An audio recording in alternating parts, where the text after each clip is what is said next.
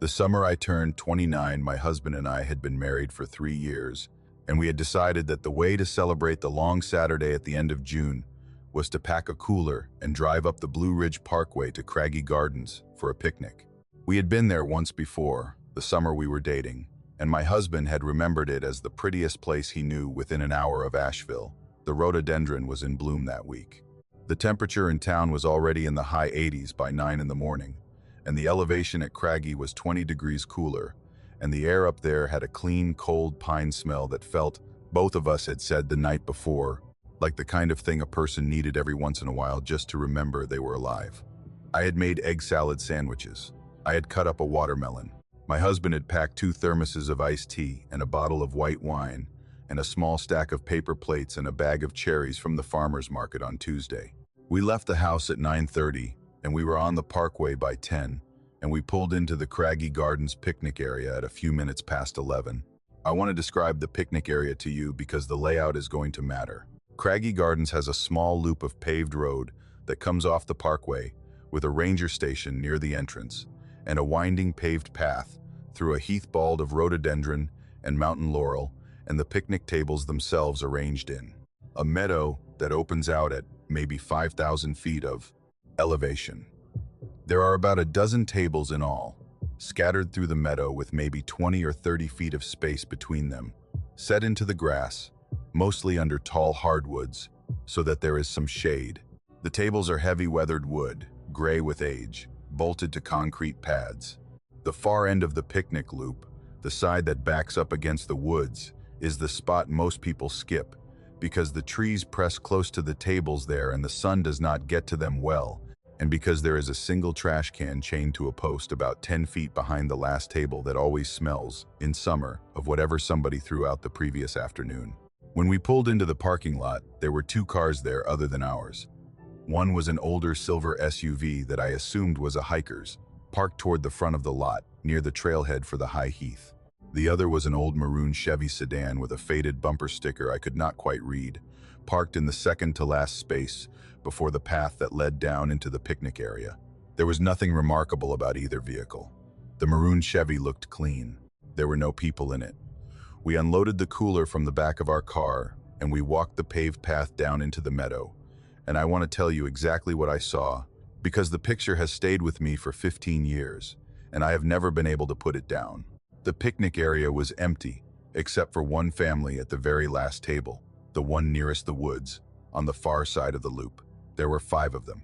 A man, a woman, and 3 children of different heights, a tall one, and a middle one, and a short one, ranged left to right along the bench on the far side of the table. All 5 of them were facing the woods. They had their backs to the rest of the meadow and to us. They were sitting absolutely still. The man was in a short-sleeved button-down shirt the color of pale blue chambray. The woman was in a cream-colored sundress with small flowers on it that I could not see clearly at distance. The 2 older kids were in t-shirts and shorts.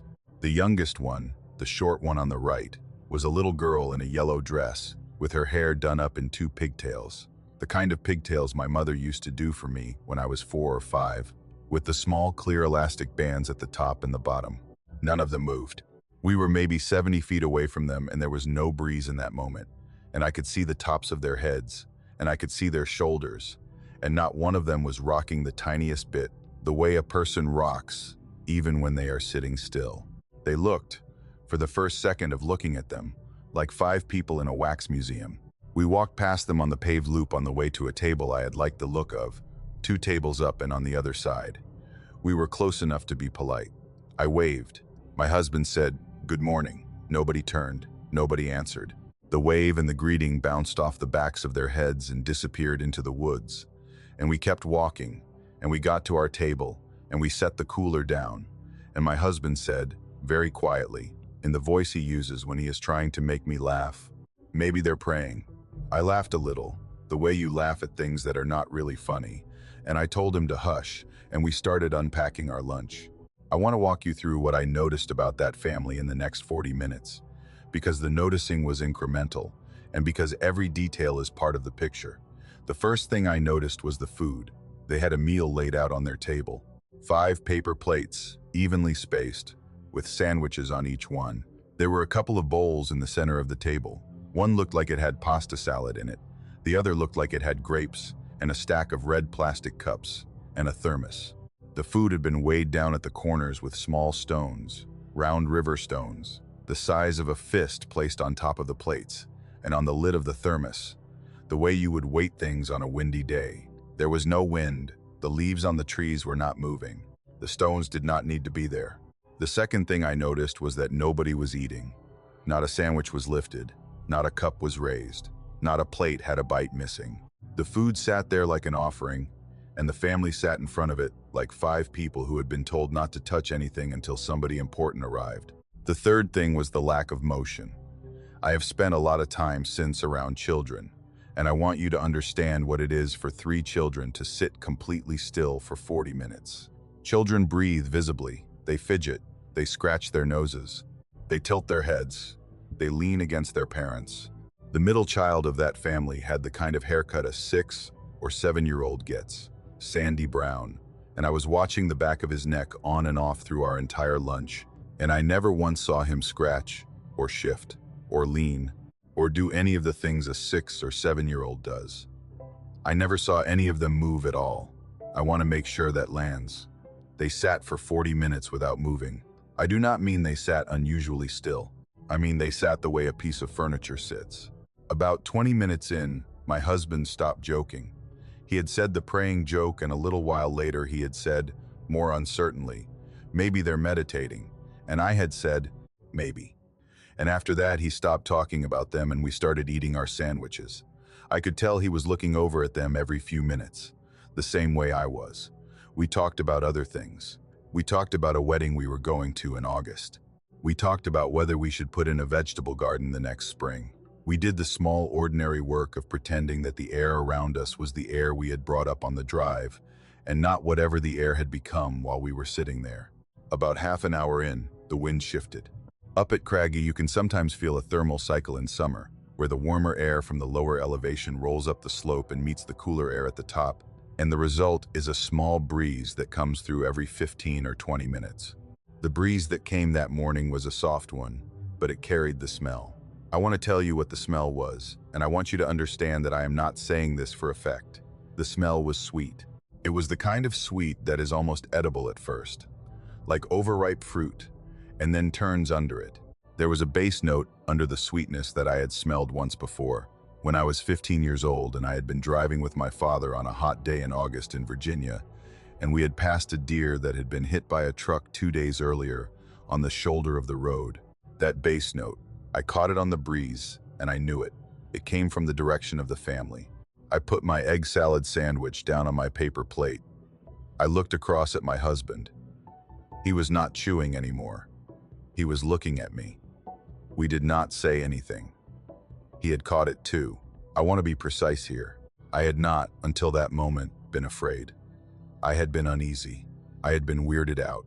I had been doing the kind of low-key social calculation a woman does when something in her environment is not adding up. The smell put me over a line that the lack of movement and the unanswered wave in the weighted plates had not put me over, because the smell was a thing my body knew without consulting me. My body knew that smell. My body told me, very calmly, that we were not safe. I leaned across the table. I said to my husband, in the smallest voice I had, "I want to go." He looked at me. He looked over at the family, at the 5 backs in their summer clothes, at the still small heads of the children. He looked back at me. He stood up. He did not say anything. He just started packing the cooler. I helped him. We worked fast and quiet. We did not put the lid on the cooler in the meadow, because the cooler latch makes a loud clack, and we had decided, without speaking about it, that we were not going to make any sound that the family on the far table would have to hear. We carried the open cooler up the path to the parking lot. We put it in the back of the car. We got in. My husband started the engine. We pulled out of our space and started up the loop road toward the parking lot exit, which meant that for about 15 seconds we drove past the meadow on a piece of road that was elevated above it by maybe 10 feet, and through the trees I could see, at an angle from above, the table with the family on it, and I looked. They had not moved. The man, the woman, the tall child, the middle child, the small child in the yellow dress. 5 backs, 5 still heads. the food on the table, the stones on the plates. There was one thing I had not been able to see from our table because of the angle, and I saw it now from above. The little girl on the right end of the bench had had her hair done in two long pigtails, tied off at the top and the bottom with small clear elastics, when we had walked past them at 11. I had registered the pigtails the first time I had looked at her because they were the exact pigtails of my own childhood. I looked at her now from above, and one of the pigtails, the one on the side I could see, the side away from the rest of the family, had come undone from the top elastic. The pigtail had slid loose. It was lying flat across the surface of the picnic table, on its side, with the elastic still on the bottom end, like a length of rope laid out on the wood. There was no head holding it up. I want to tell you what that meant, because I have spent 15 years trying to talk myself out of what that meant, and I have not been able to. A pigtail is a length of hair gathered to a head at the upper end. When the child sits with her back to you, the pigtail hangs down behind her along her spine. For a pigtail to lie flat on a picnic table to the side of where the child is sitting, the upper end of that pigtail, the end that is supposed to be attached to the scalp, has to be unattached. Either the elastic at the top has broken off and the pigtail has fallen into the child's lap, in which case it would not be on the table to the side of her, it would be in her lap. Or the pigtail is no longer attached to anything and is lying loose on the wood. From above, looking at her shoulders and the back of her head, the line of the head looked correct. The line looked like a child's head. The pigtail was on the table next to where the head was, like a piece of rope set down on a board. I do not know how to make sense of those two things together. I have tried, I have stopped trying. We drove. We did not speak for about 10 minutes. We came down off the parkway through the gap and back into Asheville, and we went home, and we did not eat the rest of our food. We threw the rest of our lunch away in the kitchen trash with the lid closed tight. My husband and I did not talk about that day for almost a year. When we did, finally, on a porch in late summer with a glass of wine each, what he said was, "I knew before the smell." I asked him what he meant. He said the children had not been breathing. He had been watching the older one's shoulders the whole time we were eating. The shoulders had not been rising and falling. I had not let myself see that. He had. We never went back to Craggy Gardens. We have driven the parkway plenty of times in the years since, but we have never stopped at that picnic area. And when we drive past the turnoff, we both go a little quiet, and one of us turns the radio up, and we keep going. I have not told anyone but my sister, and now I am telling you, and the only thing I can tell you for certain about that day is that there was an old maroon Chevy sedan in the parking lot when we arrived at 11, and there was an old maroon Chevy sedan in the parking lot when we drove out at noon, and the local paper, 3 weeks later, ran a small story about an abandoned vehicle that had been towed off the parkway from the Craggy Gardens lot after sitting there for what the rangers were saying was 26 days. And the make and model and color matched, and the article did not mention any people, and the article did not mention what was found at the table at the back of the picnic loop, if anything was found there at all, and I have not gone back to look. My Uncle Pete worked maintenance for the Blue Ridge Parkway for 31 years, from 1976 until he retired in 2007. And in all that time, he told me exactly one story about the job that I knew was a true story and not one of the funny ones he liked to tell at Thanksgiving. He told it to me on the back porch of his house in Mills River, the summer he was 68, the summer before he died, and the way he told it was the way a man tells a thing he has been carrying for a long time and is not sure whether he wants to put down or not. I want to write it down the way he gave it to me, because I have been thinking about it ever since, and because his wife, my Aunt Linda, told me at his funeral that he had not told her either, and that I was the only one in the family who knew. So I am putting it here. He covered a section of the parkway that ran from about milepost 393 down through the Mount Pisgah area and a ways past, which was something like a 40-mile stretch of road that included a campground, 3 picnic areas, half a dozen overlooks, and a tangle of trailheads coming off the side. He had started doing the work in his early 20s because his father had done it and had gotten him in, and he had liked it well enough to stay. He drove a green Park Service pickup. He carried a chainsaw and a shovel and a bucket of grit and a roll of bright orange tape and a crackling old radio that connected him to dispatch in Asheville, and his job was to fix the things that the parkway needed, fixing clearing trees off the road after storms, repairing picnic tables, repainting overlook railings, fishing trash out of the woods at the bottom of the steeper turnouts. It was a good job. He liked the air. He liked working alone. He liked the quiet of being on a section of road in October, when there were no leaf peepers around, just him and the wind and the work. The picnic site he was telling me about was a small, unmarked one off a turnout near milepost 408. I want to be careful with the milepost number, because he was careful with it. He said it slowly when he told me, 408, and he wrote it down on a napkin on the porch table with the stub of a pencil he kept behind his ear, like he wanted me to remember in case I ever drove that stretch and got the urge to stop. He told me not to stop. He told me to drive past. He told me, gently, the way an uncle tells a younger person something serious, that there were a few places on his section of the parkway that he had stopped going to over the years, and that one was the worst, and that he hoped I would let his hope be my reason and not need a better one. Then he told me why. The picnic site at 408 was small. 3 weathered wood tables, a single trash can chained to a metal post, a small paved turnaround for cars. The table sat in a flat patch of grass, with the woods pressing in on 3 sides. The trees there were big oaks and hickories and a few tulip poplars, and the woods went up the slope behind the site for a long stretch before they hit anything. No road, no trail, no cabin, just woods. Most picnic sites on the parkway sit in some kind of clearing or meadow, and you can see out, and the visibility cuts down on the feeling of being watched. 408 did not feel that way. He said the trees there grew right up to within 20 feet of the farthest table. He said the bear calls had started in the late 90s. The way it would happen was that a family would come up for a Sunday lunch, set up at one of the tables, get their food out, and after a while, one of the kids would notice that there was a black bear standing at the tree line behind the farthest table, watching them eat. They would call dispatch from the payphone at the campground or, later in the years, on a cell phone if they could get a signal, and dispatch would call my uncle on the radio, and my uncle would drive over from wherever he was to take a look. The first time he got the call was the spring of 1998. He had been doing some grading work near graveyard fields, when the radio popped and dispatch told him a family had reported a black bear at the picnic site at 408 that was acting strange. He drove over.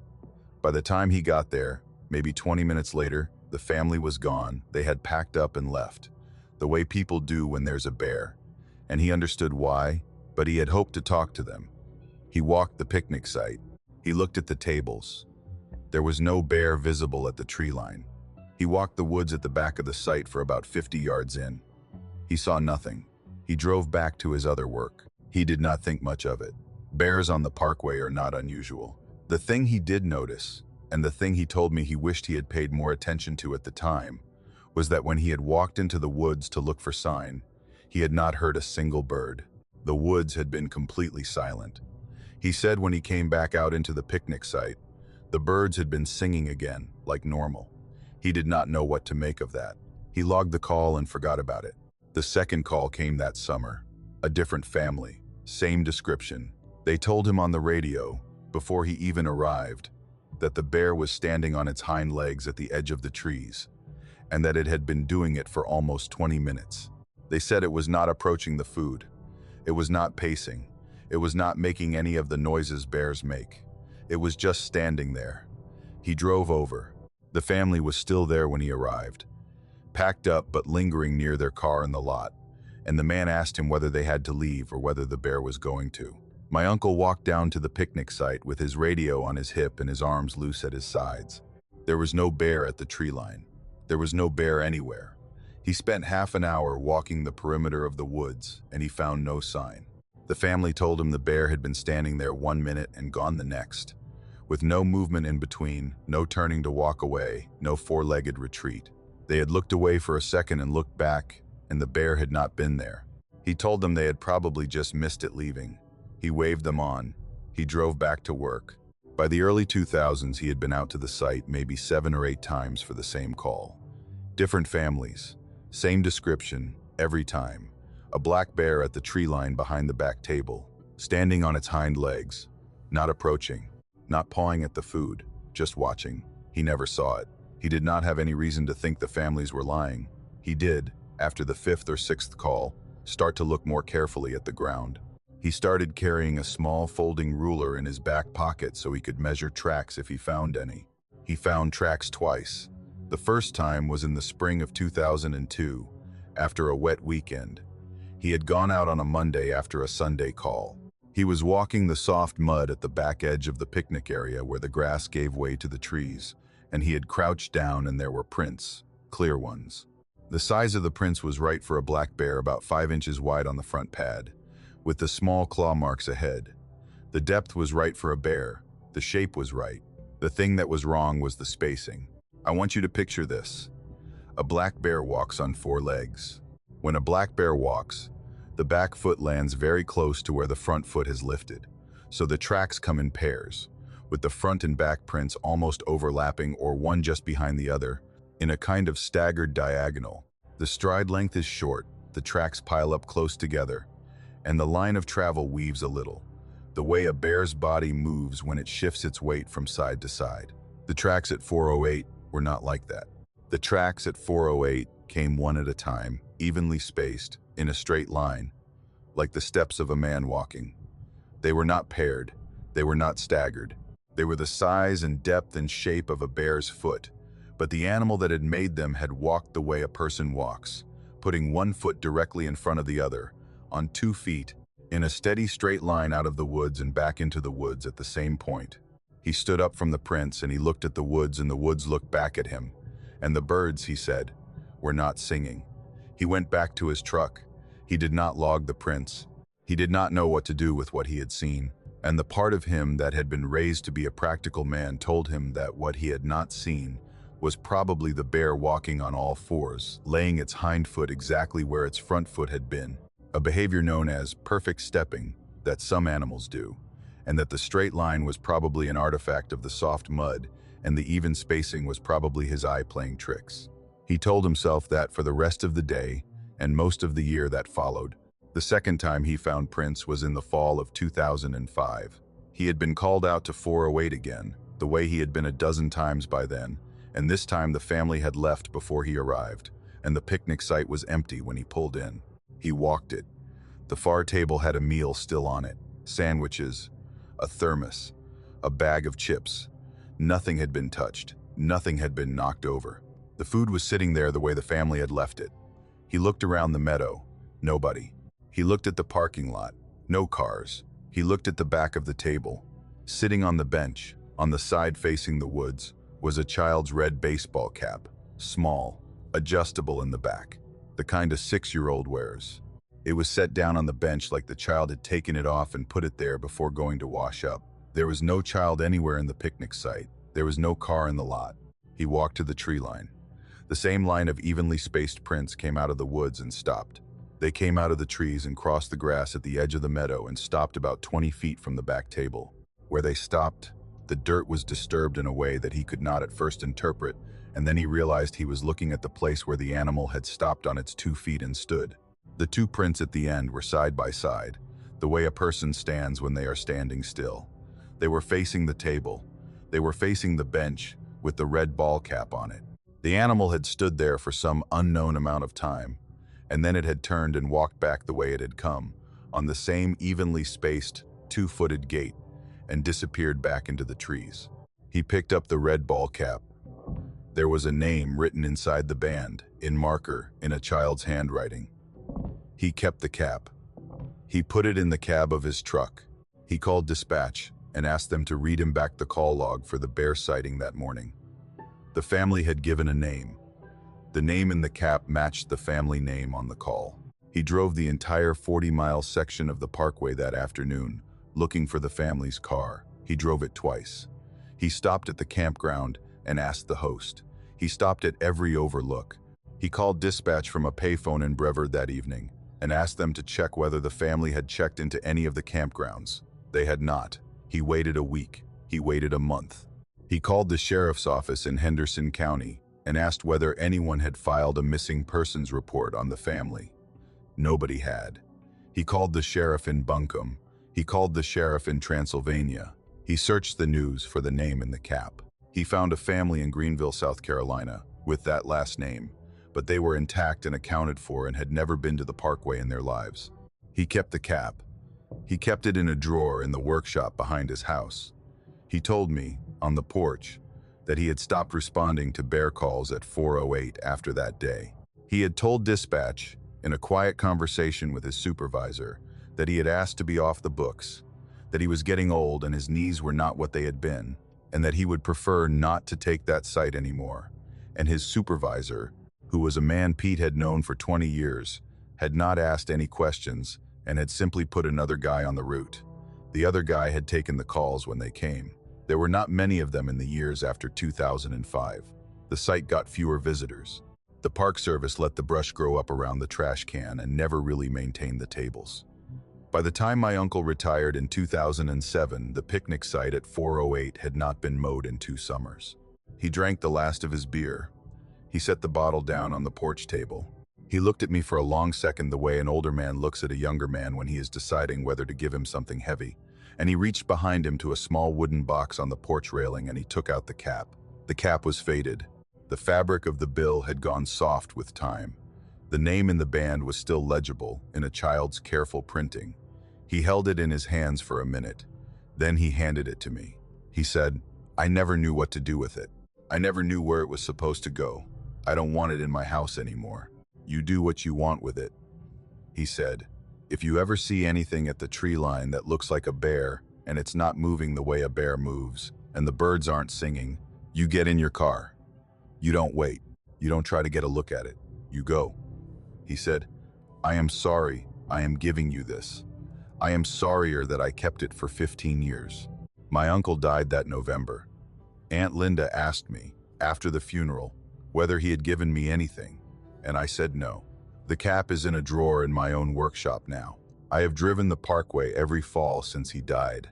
I have never stopped at the picnic site at 408, and I have never put the cap in a place where another family might find it, and I do not know what I am supposed to do with it, and I am writing this down because it is one more way of not having to decide.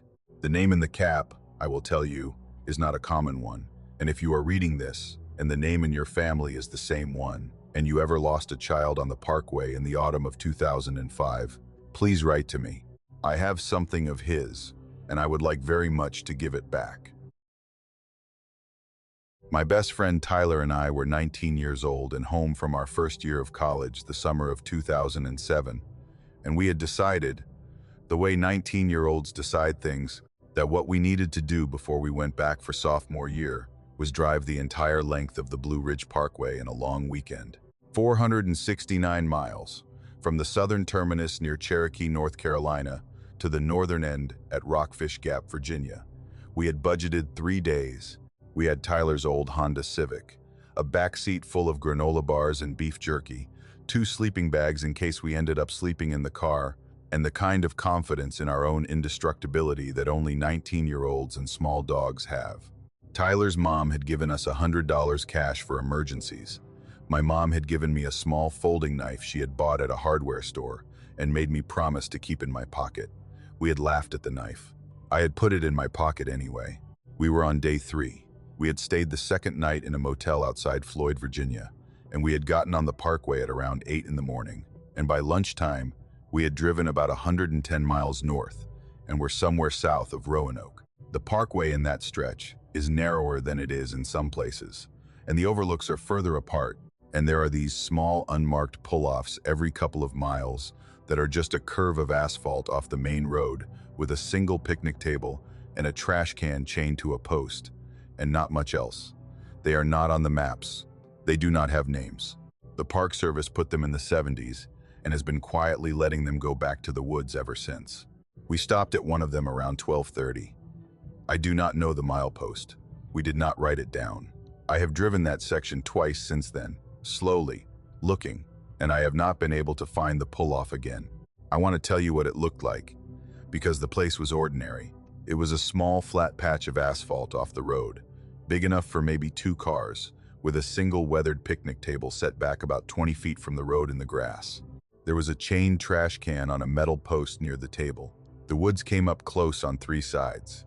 the way the woods do at those small pull-offs, dense oak and hickory with the underbrush of mountain laurel and rhododendron pressing in.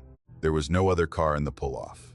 There was no other car visible anywhere in either direction on the parkway. There was no sign of any other person. There was a cooler on the table. Tyler saw it before I did. He was driving, and he pulled into the pull-off, and he killed the engine, and he said, "Somebody left their cooler." I looked. There was a soft-sided cooler sitting in the middle of the picnic table, dead center, like it had been placed there with care. It was blue and white. It was the kind you can buy at any sporting goods store, the kind that zips shut along the top, a Coleman or an Igloo, with a black canvas handle and reinforced corners. It looked brand new. The blue was bright, not faded by sun or rain. It had no scuffs that I could see from 20 feet away. The handle was clean. The zipper was zipped shut all the way around the top. We got out of the car. Tyler walked over to the table. I stood near the car for a second and I looked up and down the parkway and I looked into the woods and I did the thing you do when something does not fit, which is to scan the environment looking for the thing that explains the thing in front of you. I did not find it. There was no person walking down the road in either direction. There was no person in the woods. There was no person in the small grass area around the table. There was no other car. I went over to the table. Tyler had his hands in his pockets and was looking at the cooler from about 3 feet away. He was not touching it. He said, "Whose is it?" I said, "I don't know." He said, "Is somebody in the bushes?" I said, "I don't know." We both stood there for a minute. I want you to understand that the picnic table and the cooler were not in some kind of remote, forgotten spot. We were on the parkway. There were cars going past on the road every few minutes distant, but going past in the ordinary world was very close. And a brand new cooler sitting on a picnic table at lunchtime was the kind of thing that would have an ordinary explanation if you waited a little bit. So we waited.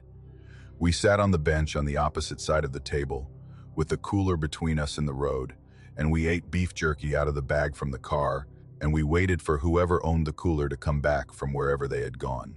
20 minutes went by. Nobody came. 2 cars went by on the parkway. Neither slowed.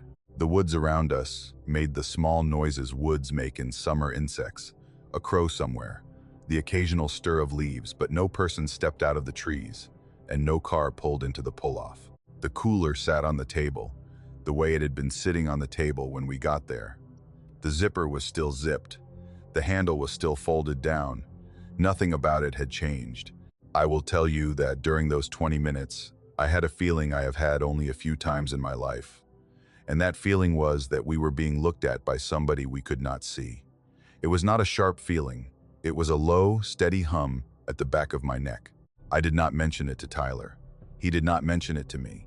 But when I looked at him, I saw that he was holding very still, and his jaw was tight in a way it was not normally tight, and I knew he was feeling it too. After 20 minutes, Tyler said, "We should look in it." I said, "No." He said, "It might have ID in it. We could turn it into a ranger." I said, "Tyler." He said, "Or just, there might be," and he did not finish the sentence. And I want you to know that I have wondered for 17 years what he was about to say. I think he was about to make a joke about the cooler, maybe having beer in it, the way 19-year-olds joke. And I think he changed his mind partway through, because the cooler did not feel like a thing you joked about. He stood up. He walked around to the side of the table, where the cooler was. He reached for the zipper. I said, "Tyler, don't." He did not look at me. He pulled the zipper. The cooler opened the way coolers open. It was a normal cooler. The inside lining was the silver foil they use for insulation, undamaged, clean. There was no ice. There was no condensation. The contents were arranged neatly.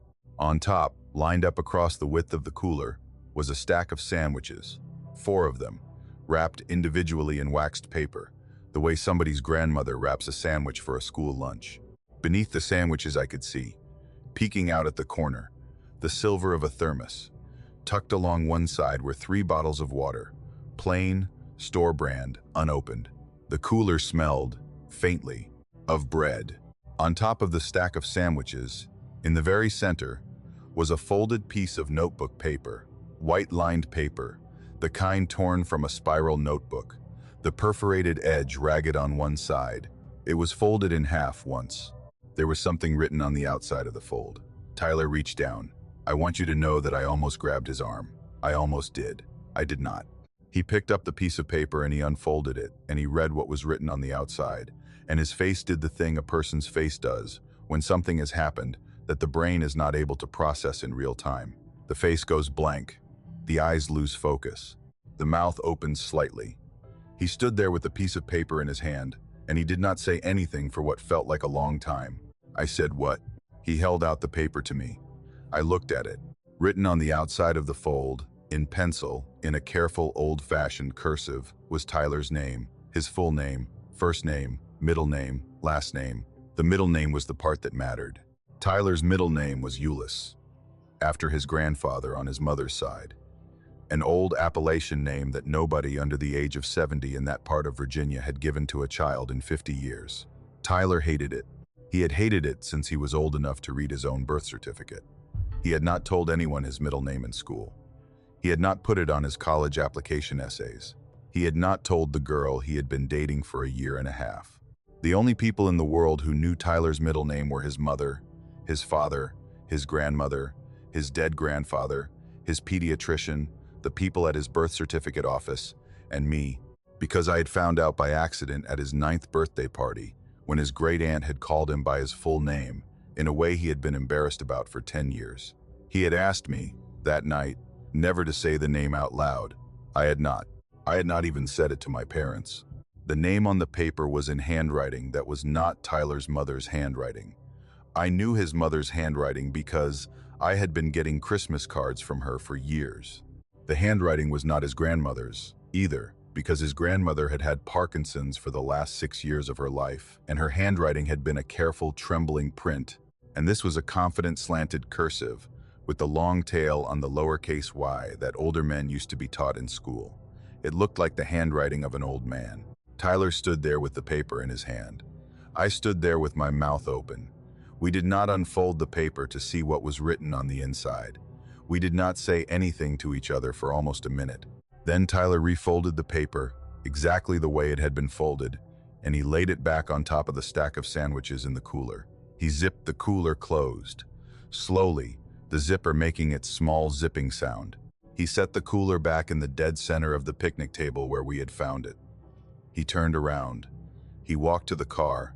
I followed him. I did not look back at the cooler. We got in the car. He started the engine. He pulled out of the pull-off and back onto the parkway, and he drove. And I watched in the side view mirror until the pull-off was out of sight, and there was nobody in the pull-off as we left, and nobody walked out of the trees. And the cooler sat on the table where we had left it, and that is the last time I saw it. Tyler did not speak for 40 minutes. He drove with his hands at 10 and 2. He turned the radio off, and we had been listening to the radio the whole trip, and after he turned it off, he did not turn it back on. We drove the rest of the day without music. We stopped for gas in Lexington, Virginia, and he paid in cash at the pump, and he did not go inside. He drove the rest of the parkway that afternoon.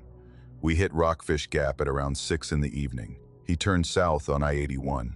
He did not stop until we got to a McDonald's outside Roanoke at around 9, and even then he did not eat anything. He drank a coffee.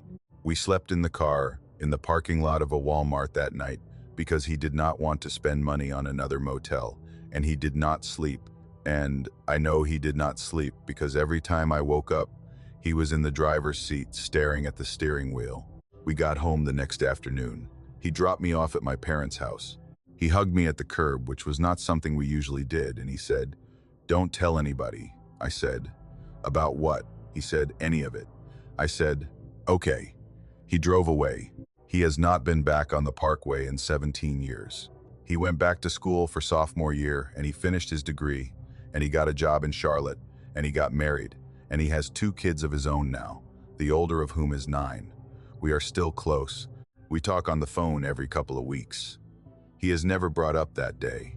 I have not, either, except once, about 3 years ago, when I was visiting him in Charlotte, and we were on his back porch after his wife and the kids had gone to bed, and I asked him, gently, whether he had ever told anyone what had happened. He said no.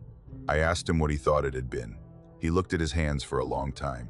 He said, "Somebody on the parkway knew my name. Somebody who is not my mother and not my grandmother and not anybody who ought to know it. Somebody who left me a sandwich. I have spent 17 years not finding out who. I am not going to find out now. He took a sip of his beer. He said, I think about it on long drives, sometimes. I think about whether the cooler is still on that table, whether somebody else found it, whether they opened it, whether the paper inside had their name on it too, by then, or whether it still had mine. He has never told me what he thinks was inside the folded paper. I have never asked. Some part of me is afraid he will tell me, and some part of me is afraid he will not, and I have decided to live in the small territory between those two fears, for as long as he wants to live there with me. The folding knife my mother gave me is in a drawer in my kitchen. I have never used it. I keep it because she gave it to me, and because there are days when I am driving alone on a country road, when I check my pocket for it the way you check for your wallet. And I am sorry to say that I am almost 40 years old now, and I still do. My grandmother kept a small leather album of family photographs on the bottom shelf of the bookcase in her front room. In the summer I was 9, she sat me down on the rug and walked me through the whole thing one afternoon, while my mother and aunt were upstairs sorting through her closet for things to give to the church. The album went back to the early 50s, black and white squares with white scallop borders, family pictures from Easter dinners and Christmas mornings and birthdays. Nobody remembered the reason for any more. About halfway through the album was a photograph from a picnic her family had taken at Doughton Park on the Blue Ridge Parkway in Allegheny County, North Carolina, in the summer of 1962.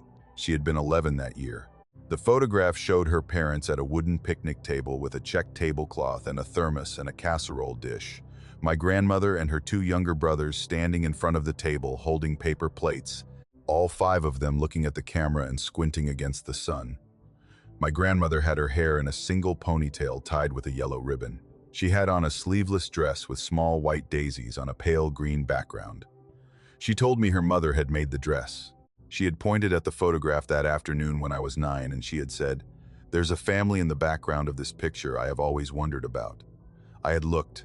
About 30 feet behind her family, at the next table over, sitting in soft focus, because the camera had been focused on my grandmother's family in the foreground, were 3 people, a woman in a pale dress, with a small print I could not make out at that resolution, a man in a short-sleeved button-down and a hat, a girl of about my grandmother's age sitting between them, with her hair done in 2 long braids that came down past her shoulders and were tied at the ends with what looked like a ribbon. The 3 of them were eating. They were not looking at the camera. They were looking at each other across their own table, the way a family at lunch looks at each other. My grandmother had said, "Your great-grandfather took this picture. I remember the picnic. That family was at the table next to ours when we got there. They were there when we left. They nodded at us when we walked past. We nodded back. We did not speak to them. They did not speak to us. We had our lunch, and they had their lunch, and that was the only thing that ever happened. But I have always remembered them. I do not know why.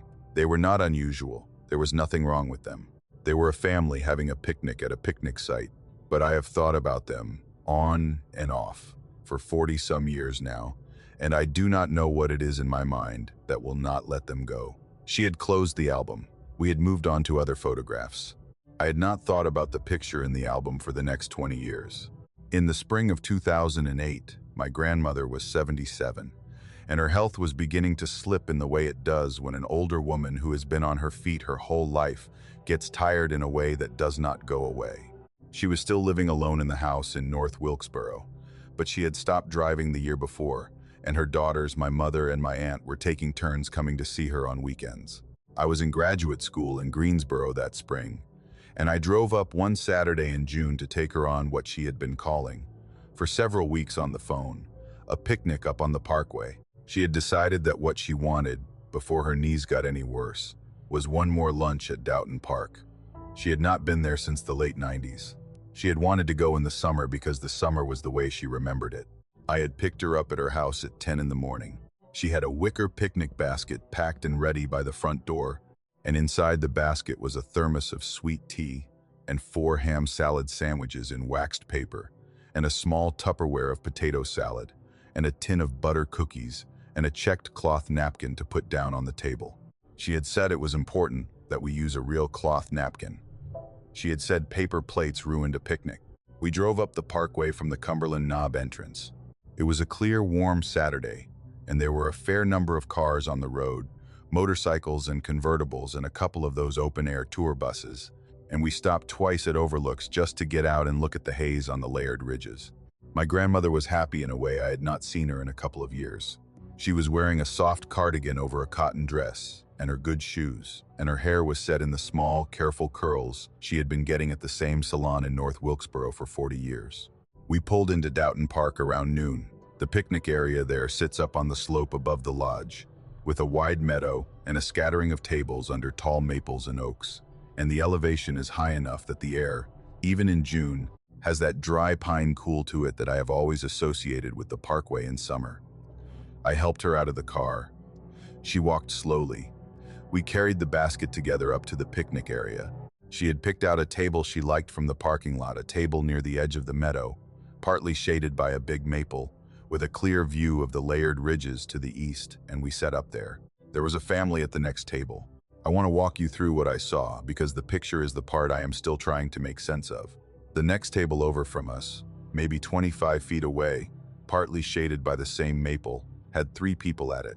A woman, a man, and a young girl, sitting in a triangle around the corner of the table closest to us. The woman was perhaps in her mid-30s. She was wearing a cotton dress in a pale color with a small floral print I could not quite make out from where we were, the kind of pattern my own grandmother might have called a calico. Her hair was set in soft waves and pinned at the sides. The man, perhaps a few years older, had on a short-sleeved button-down shirt in a soft cream color and dark slacks and a fedora. The fedora had a narrow band around it. He had it tipped back on his head the way men used to tip a hat in a photograph. The girl between them looked maybe 11. She had her hair done in 2 long braids that came down past her shoulders and were tied at the ends with what I could see, when I let myself look at her, were grosgrain ribbons in a soft pink.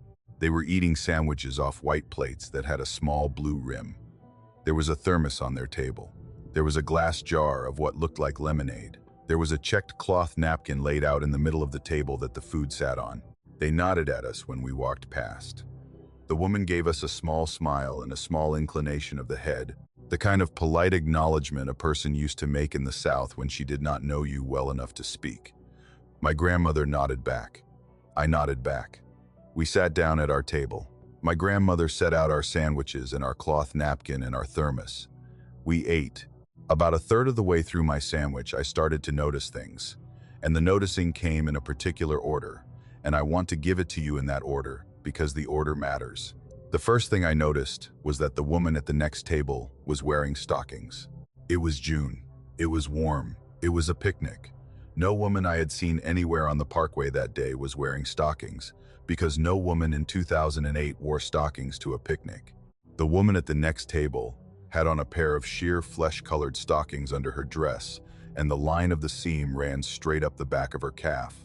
The seam was the part that caught me. Stockings with seams up the back had not been made in any quantity in this country since the early 60s. The kind of woman who wore them now was either a costumer at a museum or a woman who had bought a single specialty pair on the internet, and either way, she would not be wearing them to a picnic. The second thing I noticed was the lemonade. The lemonade was in a glass canning jar with what looked like a glass lid and a wire bail on the side, and lemonade did not come like that anymore. The third thing was the man's hat. The fedora was a real one. The crown was creased correctly, and the brim was slightly curled at the edges in the way a man's fedora curled when he had been wearing it for years and shaping it with his hands. The hat was old. It had been worn. The fourth thing I noticed was the girl's shoes. She had her feet tucked under the bench, but I could see the toes. She had on white leather Mary Janes with a buckle at the strap and a small heel, the kind of shoe a girl wore to church in 1960. The fifth thing I noticed was that none of them had a cell phone on the table, and there was no purse, and there was no soft-sided cooler, and there was no plastic bag, and there was no paper towel, and there was nothing on that table that had been manufactured in the last 45 years. The sixth thing I noticed, and this is the thing I want to tell you about more carefully, was my grandmother's face. She had been chewing her sandwich. She had been looking out at the layered ridges to the east. At some point, she had looked over toward the next table, And I want you to picture the slow change of her expression over maybe 10 seconds, the first look, then the second, longer look, then the very small adjustment of her shoulders, then the careful setting down of her sandwich on her plate, then the careful folding of her napkin, then the careful taking of my hand across the table. She did all of this without moving any faster than she would have moved if her sandwich had simply been finished. She did not look at me when she took my hand. She kept looking, with a soft, polite expression, at the layered ridges to the east. Her hand around mine was cold.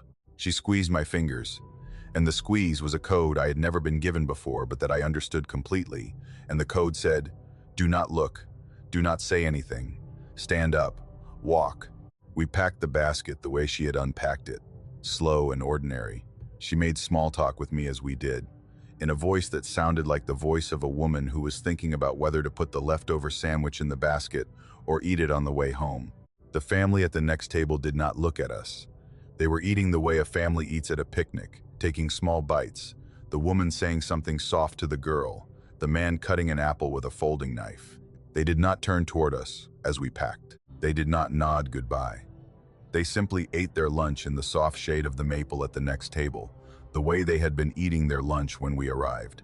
I helped my grandmother down the slope. I did not look back. I want you to understand that I did not look back, not because I was afraid, but because I had taken her hand in mine and I had felt the squeeze, and I had known, the way you know things from a grandmother who has raised you, that I was not to look back. We got to the car. I put the basket in the trunk. I helped her into the passenger seat. I shut her door. I walked around to the driver's side. I got in. I started the engine. I pulled out of the parking lot and onto the parkway, and I drove south.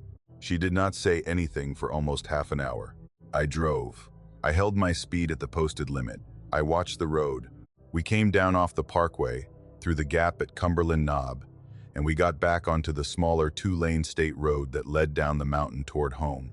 And somewhere on the descent, on a long stretch of road with the windows cracked and the warm air moving through the car, my grandmother turned in her seat and she said, "Sweetheart, when we get home, I want you to do something for me.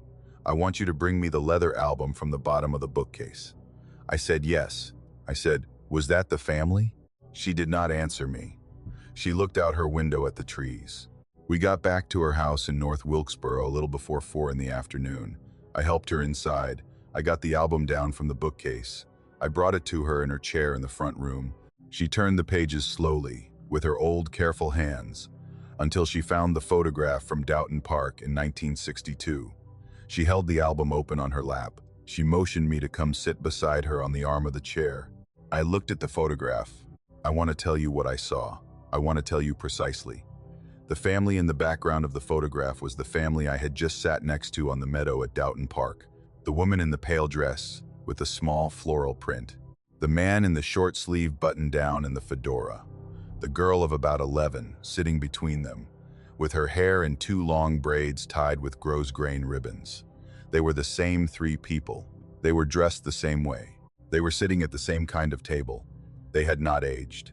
The woman in the picture, who was 30-something in 1962, had been 30-something at the table next to us 46 years later. The man, who had been 40-something in 1962, had been 40-something at the table next to us. The girl, 11 in 1962, had been 11 at the table next to us in 2008. My grandmother closed the album. She did not say anything for a long time. I sat on the arm of her chair and I held the album in my lap and I waited. The clock on her mantel ticked. The light in the front room had started to go yellow toward late afternoon. After a while, she said, very softly, "I have wondered about that family for 46 years. Today they were there. I do not know what to do with that." I asked her what she thought they were. She shook her head. She said, "Sweetheart, I am 77 years old. I have spent a long life trying to be a sensible woman. I will tell you what I think, and you can do with it what you want. I think there are places in those mountains where time is thin. I think a Sunday picnic in 1962 is still happening at Doughton Park, and I think the family at the next table is still eating their lunch, and I think they will be eating their lunch when I am gone, and when your mother is gone, and when you are gone, and that maybe one day the family at their next table will be us." She died the following October. I have not been back to Doughton Park. The album is in a box in my closet. I take it out, sometimes, on long evenings, and I look at the photograph from 1962, and I look at the family in the background, and I cannot stop wondering whether they are still there, or whether one of these summers, when I am the age my grandmother was, I will see, in the background of some other family's snapshot from a Saturday picnic at Doughton Park, a young woman holding the hand of an old woman at a table near the maple, two figures eating sandwiches and looking out at the layered ridges to the east, and whether the young woman in that photograph will be me. I worked seasonal at the Rocky Knob Visitor Center on the Blue Ridge Parkway the summer between my junior and senior years of college, the summer of 2011, and the job was the kind of summer job a college kid in southwestern Virginia would take for the postcard view alone. $12 an hour, a small uniform shirt with the Park Service patch on the sleeve, and a desk inside a stone and timber visitor center at 3,500 feet of elevation that looked out across what is, on a clear day, one of the most beautiful pieces of country in the eastern United States. My main duties were to staff the front counter, hand out maps, point people toward the trailhead for Rock Castle Gorge, sell a few postcards, and answer the same 5 questions about black bears that every family asked. I had a small lunchroom in the back. I had a coffee maker. I had a radio that worked when the weather was good. I worked 4 days a week, and I drove down off the parkway to Floyd at the end of every shift to a rented room in an old farmhouse for $95 a week. That summer was, until the 3rd week of August, one of the better summers of my life. The visitor center closed at 6 in the evening, and after closing, one of my responsibilities was to walk the picnic loop, which sat about a quarter-mile back from the visitor center, along a small paved road that ran through a meadow of mowed grass and tall maples. The loop was a one-way oval with maybe 10 or 12 picnic tables scattered through the grass, 3 small stone and timber shelters at intervals along the backside, a couple of trash cans, and a handful of old Park Service grills bolted to concrete pads. The walk took 20 minutes if I went slow. The job was simply to make sure nobody had been left behind, that no children were still wandering, that no coolers had been forgotten, that no fires were still smoldering in the grills. I locked the gate at the entrance to the loop on my way out, and that was the end of the day. The picnic loop at Rocky Knob is laid out in a way that matters to this story. The entrance gate is at the front, near the visitor center side, and the paved road curves around a long oval through the meadow. The first half of the loop is open, wide grass, scattered tables, full afternoon sun. The back half of the loop, the half farthest from the visitor center, runs along the edge of the woods, and the trees there come right up to the road. 3 of the picnic shelters sit along that back stretch. The third one, the one farthest from the entrance gate, is set into a small bay where the woods make a kind of pocket. That shelter is partly hidden from the road by a tall maple. You round a bend in the paved loop, and the shelter is suddenly there in front of you. You cannot see it until you come around the bend. I had been doing the closing walk all summer with no trouble. Most evenings, the loop was empty by the time I got to it. Occasionally, I'd find a family lingering at a table, packing up slow, and I'd nod at them and tell them no rush and walk on. I knew the loop. I knew the order of the tables. I knew which grill at which stop had a wobble in the leg. The first night I heard the whistling was a Tuesday in the 3rd week of August. The sun was getting low and the meadow had gone gold, and I was about halfway around the backside of the loop when I heard it. It was a tune. 4 notes, maybe 5. Slow. I want to be careful describing it because I have spent a lot of time since trying to figure out what it sounded like. And the closest I can come is that it sounded like a person whistling to themselves while they worked, the way an old man whistles when he is putting away tools at the end of the day. The notes went up, paused, went down a step, paused, went down again, paused, went up to where they had started, then a longer pause, then the same 4 or 5 notes again. The pattern was steady, the pitch was clean. It was the kind of whistling a person does when they have been doing it their whole life. The whistling was coming from the 3rd shelter, the one in the pocket of woods at the back of the loop. I rounded the bend in the road and I came into view of the shelter, and the whistling, which had been steady and audible from 40 feet back, stopped exactly when the shelter came into view. The shelter was empty. There was no person at the table. There was no person at the grill outside the shelter. There was no person in the small grass area around the shelter. I walked into the shelter. The picnic table was clean. There was nothing on it. I stood there for a minute. I listened. The woods were quiet. I told myself, the way you tell yourself things when you are 20 years old and want to keep your summer job, that I had heard a man whistling on the road on the other side of the woods, that the sound had carried, and that he had walked out of earshot at exactly the wrong moment. I finished my walk. I locked the gate. I drove down to Floyd. I slept.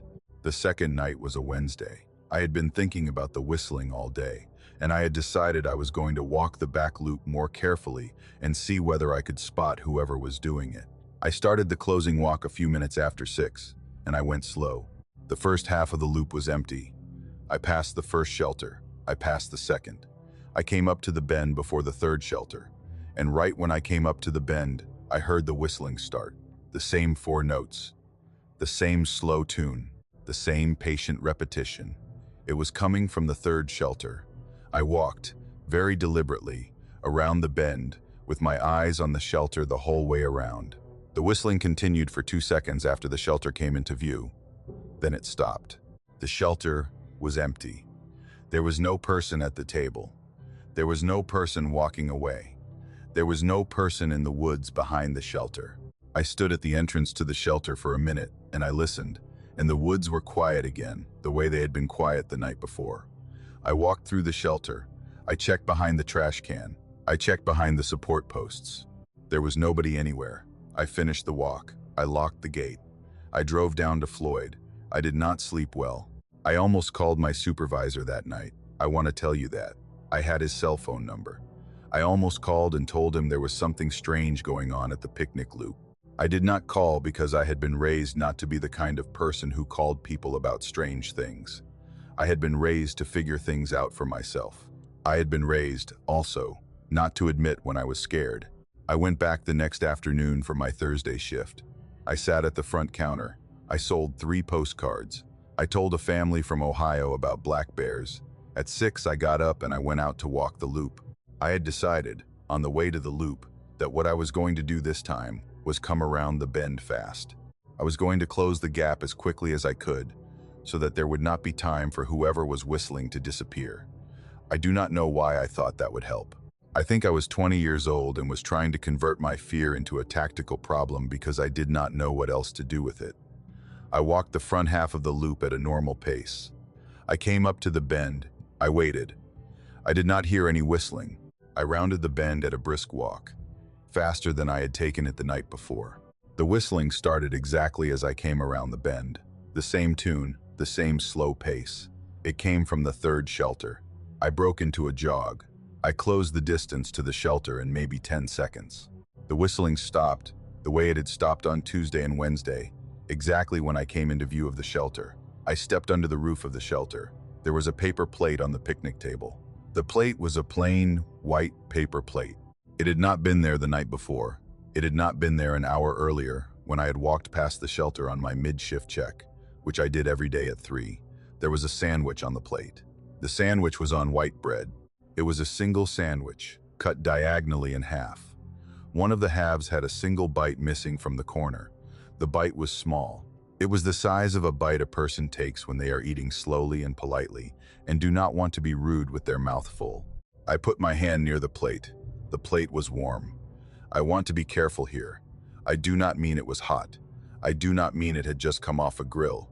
I mean the plate was the temperature of a plate that has been sitting in a person's hand for the last few minutes. The plate was room temperature warm, the way the underside of a coffee mug is warm a little after you have stopped drinking from it. I picked up the plate. I looked underneath it. There was nothing. The picnic table was clean.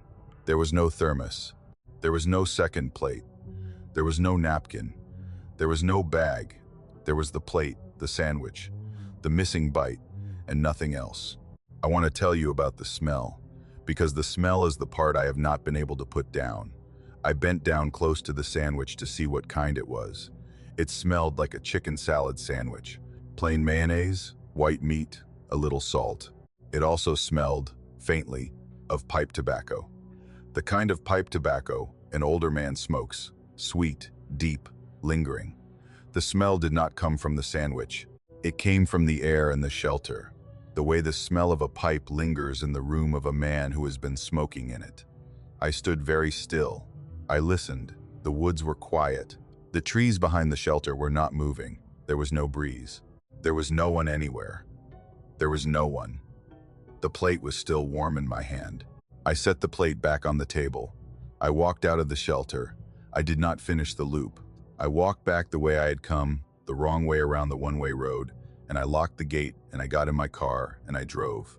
I did not go down to Floyd that night. I drove all the way home to my parents' house in Christiansburg and I slept on my old twin bed in my old bedroom. And I did not tell my parents anything because I did not know how to start. I went back the next morning, Friday, for my regular shift. My supervisor was a man named Ed Vaughn, who had been the visitor center manager for the better part of 2 decades. He was in his 50s. He had a slow, easy way of talking. He was sitting at his desk in the back office when I came in at 9. I sat down across from him. I told him what had happened. I told him about Tuesday. I told him about Wednesday. I told him about the plate and the sandwich and the bite and the warmth. I told him about the smell of the pipe tobacco. I told him I did not know what I had heard, but that I did not want to walk the back loop alone anymore. He listened. He did not interrupt. When I finished, he looked at his desk for a long second. Then he got up and he closed the door of the office, which I had never seen him close before, and he came back and he sat down. He said, "I'm going to tell you something I have not told anybody at this job in a long time. You are not the first kid who has come to me about that whistling. You are the third. The first one was me, 14 summers ago, my first summer here." He let that sit. He said, "I heard it for 2 weeks before I knew what it was. And when I figured out what it was, I stopped walking the back loop alone. I started taking Margaret with me, who was working the gift counter that summer, and we walked the loop together every night for the rest of the season." I asked him what he meant by what it was. He shook his head. He said he did not know what it was. He said only that on the last night he had walked it alone, he had whistled the tune back to it as a joke, just the 4 notes, just to see what would happen. He said the whistling had stopped, the way it always did when you came into view of the shelter. He said he had walked into the shelter, and there had been no plate that night, and no sandwich, but there had been a small piece of birch bark sitting in the middle of the picnic table. The birch bark had been folded in half. Inside the fold, in pencil, in a careful old-fashioned cursive, somebody had written 4 notes of music, the 4 notes of the tune he had just whistled, and underneath the notes had been written, in the same hand, his own first name. He said, "I did not whistle back at it again. I would not advise that you do either." He told me he was going to assign somebody to walk the loop with me for the rest of the summer. He told me he was going to tell the next kid who came on what to listen for. He told me he was sorry he had not told me at the start of the season. He said he had hoped that the whistler had moved on. I worked the rest of the summer.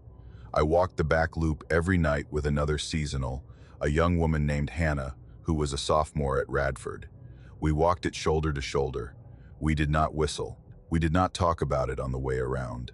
The whistling did not stop, but it did not start either. When we were together sometimes, we would hear it begin as we approached the bend, and stop the way it had always stopped when we came into view, and the shelter would be empty, and we would walk through it without speaking and walk on.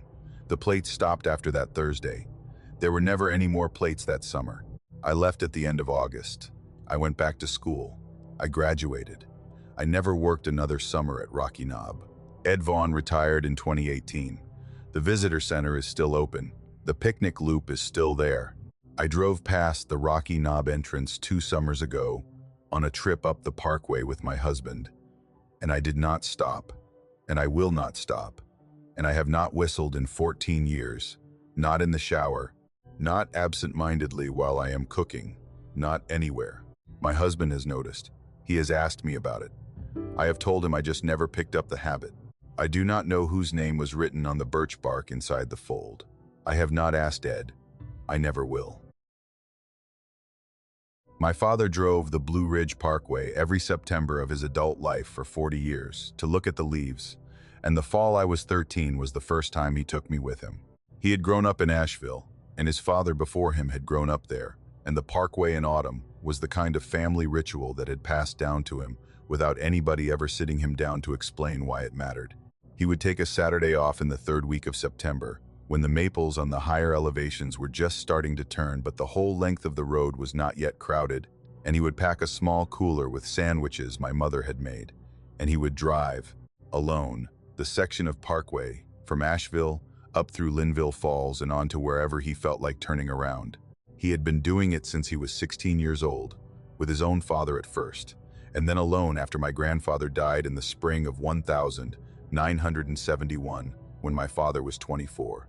He would come home on Saturday night and have supper with us and not say much about the drive, and on Sunday morning at church, I would sometimes catch him still wearing the look that the Parkway in autumn put on his face, a soft, tired look, the look of a man who had spent a day in a quiet place that he loved.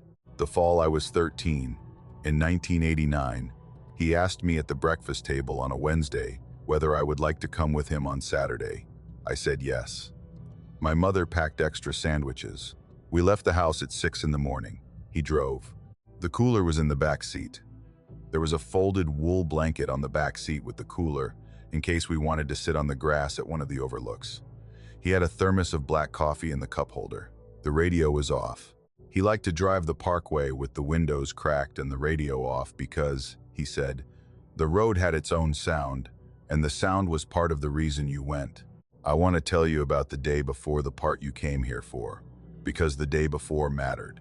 We had gotten on the Parkway at the US 70 entrance, and we had driven north into the morning. We had stopped at the Folk Art Center. We had stopped at Craggy Gardens for a coffee from his thermos and a long look at the layered ridges. We had stopped at the Mount Mitchell turnoff, but we had not gone up. By 11 in the morning, we had gone over the gap at Linville Falls and were heading north into Avery County. The leaves on the higher elevations were genuinely changing pockets of orange and yellow and the first deep red of the maples, and my father was happy in a quiet way that I did not see him be at home. He pointed things out to me. He told me about a particular stand of dogwoods his father had liked. He told me a story about a black bear they had seen in the same spot in 1965. He had a small smile on his mouth that he did not have at the dinner table. I want you to understand that he was a happy man that morning. The Parkway had given him something the rest of his week did not give him, and he was sharing it with me, and I had not known him to be that way before. We were going to eat lunch around noon. We had been looking, all morning, for a turnout he could remember from a trip with his father a long time ago, somewhere in the high stretch around milepost 412. He had told me on the drive that there was a small, unmarked turnout up there with a single old picnic table, set back from the road in a pocket of woods, and that the table was older than the Parkway itself, that it had been a logging camp table or a homesteader's table, and that the Park Service had simply left it there when they had paved the road in the 30s because it had not been hurting anything. My grandfather had taken him to that turnout for the first time in 1958, when my father was 11. They had eaten lunch at the old table. He had wanted me to see it. We came up to it a little before noon. The turnout was small, maybe room for 2 cars. There was no marker. There was no sign. The pavement gave way to a small patch of gravel, and the gravel gave way to a strip of grass, and beyond the grass was a flat shaded place under a stand of old hardwoods, and in the middle of that flat place was the picnic table. The table was made out of heavy hewn wood, gray with age, with a top that had been smoothed by I do not know how many decades of use, and a bench attached to each side by what looked like hand-forged iron brackets. It was the kind of table a person used to make himself, in the days when he could not buy one. It was, just as my father had said, an older thing than the road that ran past it. We pulled in. We got out. My father carried the cooler. I carried the blanket. He spread the blanket on one end of the table, the way my mother liked it, and he set out the sandwiches and the thermos and a small Tupperware of cut apple slices. We sat down across from each other on the worn benches. The trees around us were tall, mostly oaks, and they made a roof of leaves over the table that the noon sun came through in dappled patches. The air had the dry pine cool of high elevation in fall. There were no other cars in the turnout. There were no people anywhere. The Parkway behind us, through the screen of trees, made the small distant sound a road makes when one car goes by every few minutes. It was, I want you to understand, exactly the kind of place you went to the Parkway to find. Quiet, old, beautiful, apart. We had been eating for maybe 10 minutes when the man came out of the woods. I want to walk through this carefully because I have been over it 1,000 times in my mind in the 35 years since, and the order of what I saw is the only thing I have. The first thing I noticed was a flicker of motion at the tree line behind my father's left shoulder, where the woods were thickest. I looked up from my sandwich. A man stepped out of the trees at the edge of the small clearing. He came out slowly, the way a person comes out of his own back door. He did not look surprised to see us.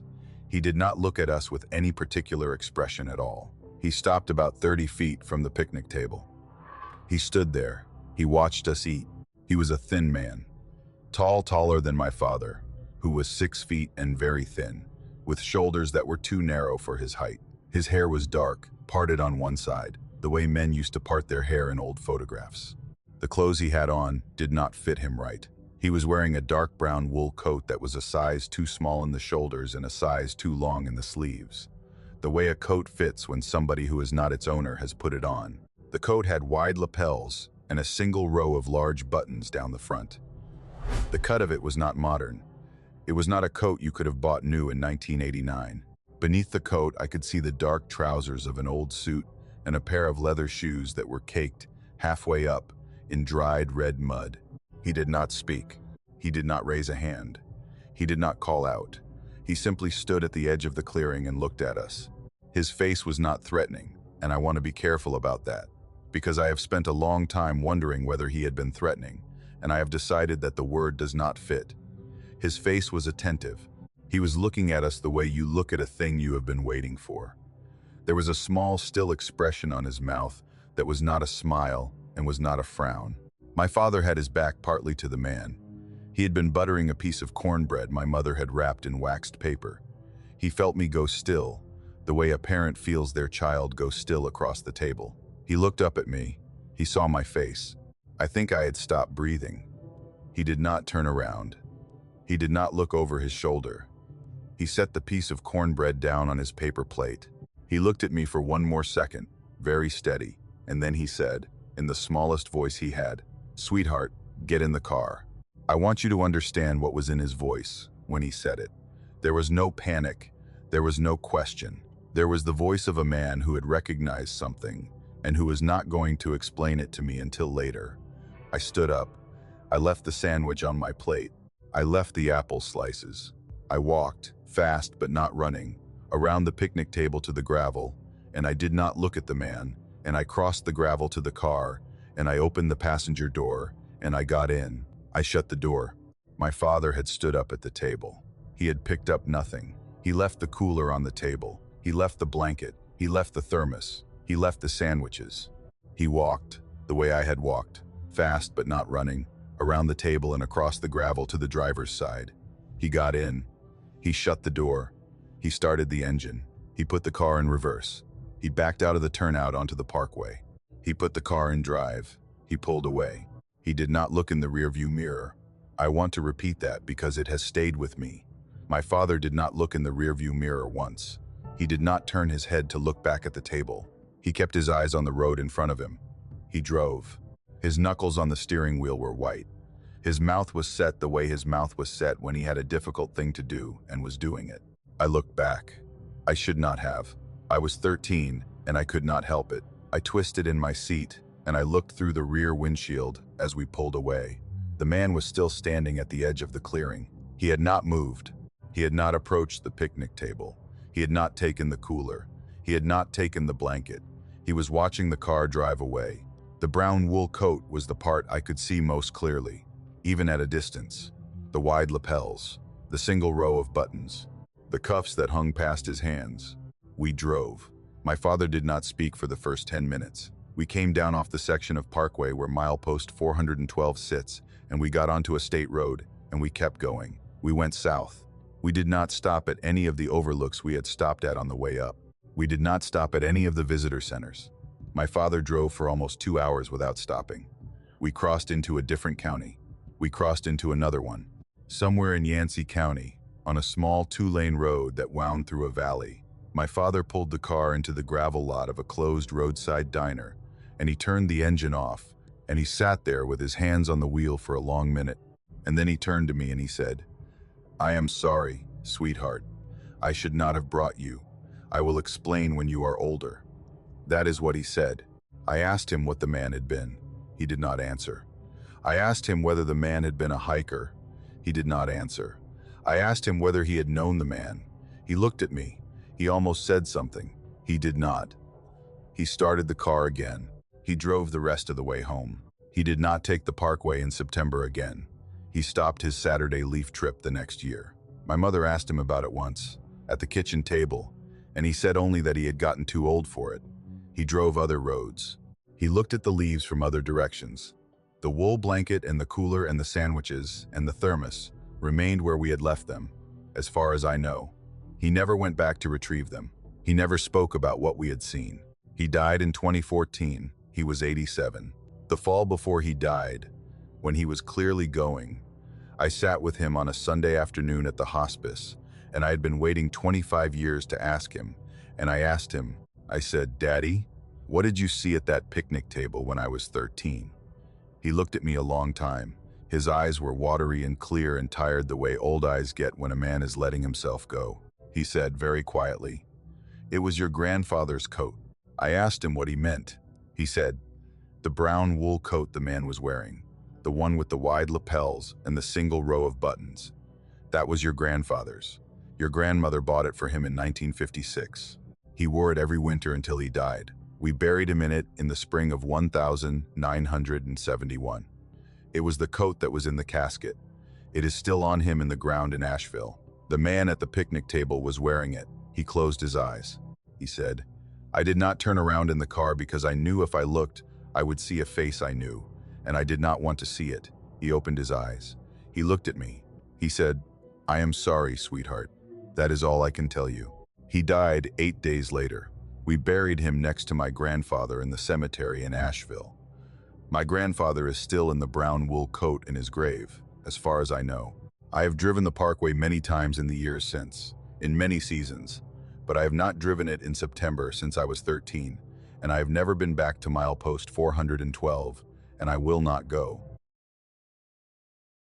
My wife and I had been seeing each other for about 4 months, the October I am telling you about, the October of 2010, when we were both in our late 20s and we lived in Lynchburg, and I had decided that what I wanted to do for our 4-month anniversary, which is the kind of thing you observe when you are trying very hard to be a good boyfriend, was take her on a picnic up at the Otter Creek picnic area on the Blue Ridge Parkway.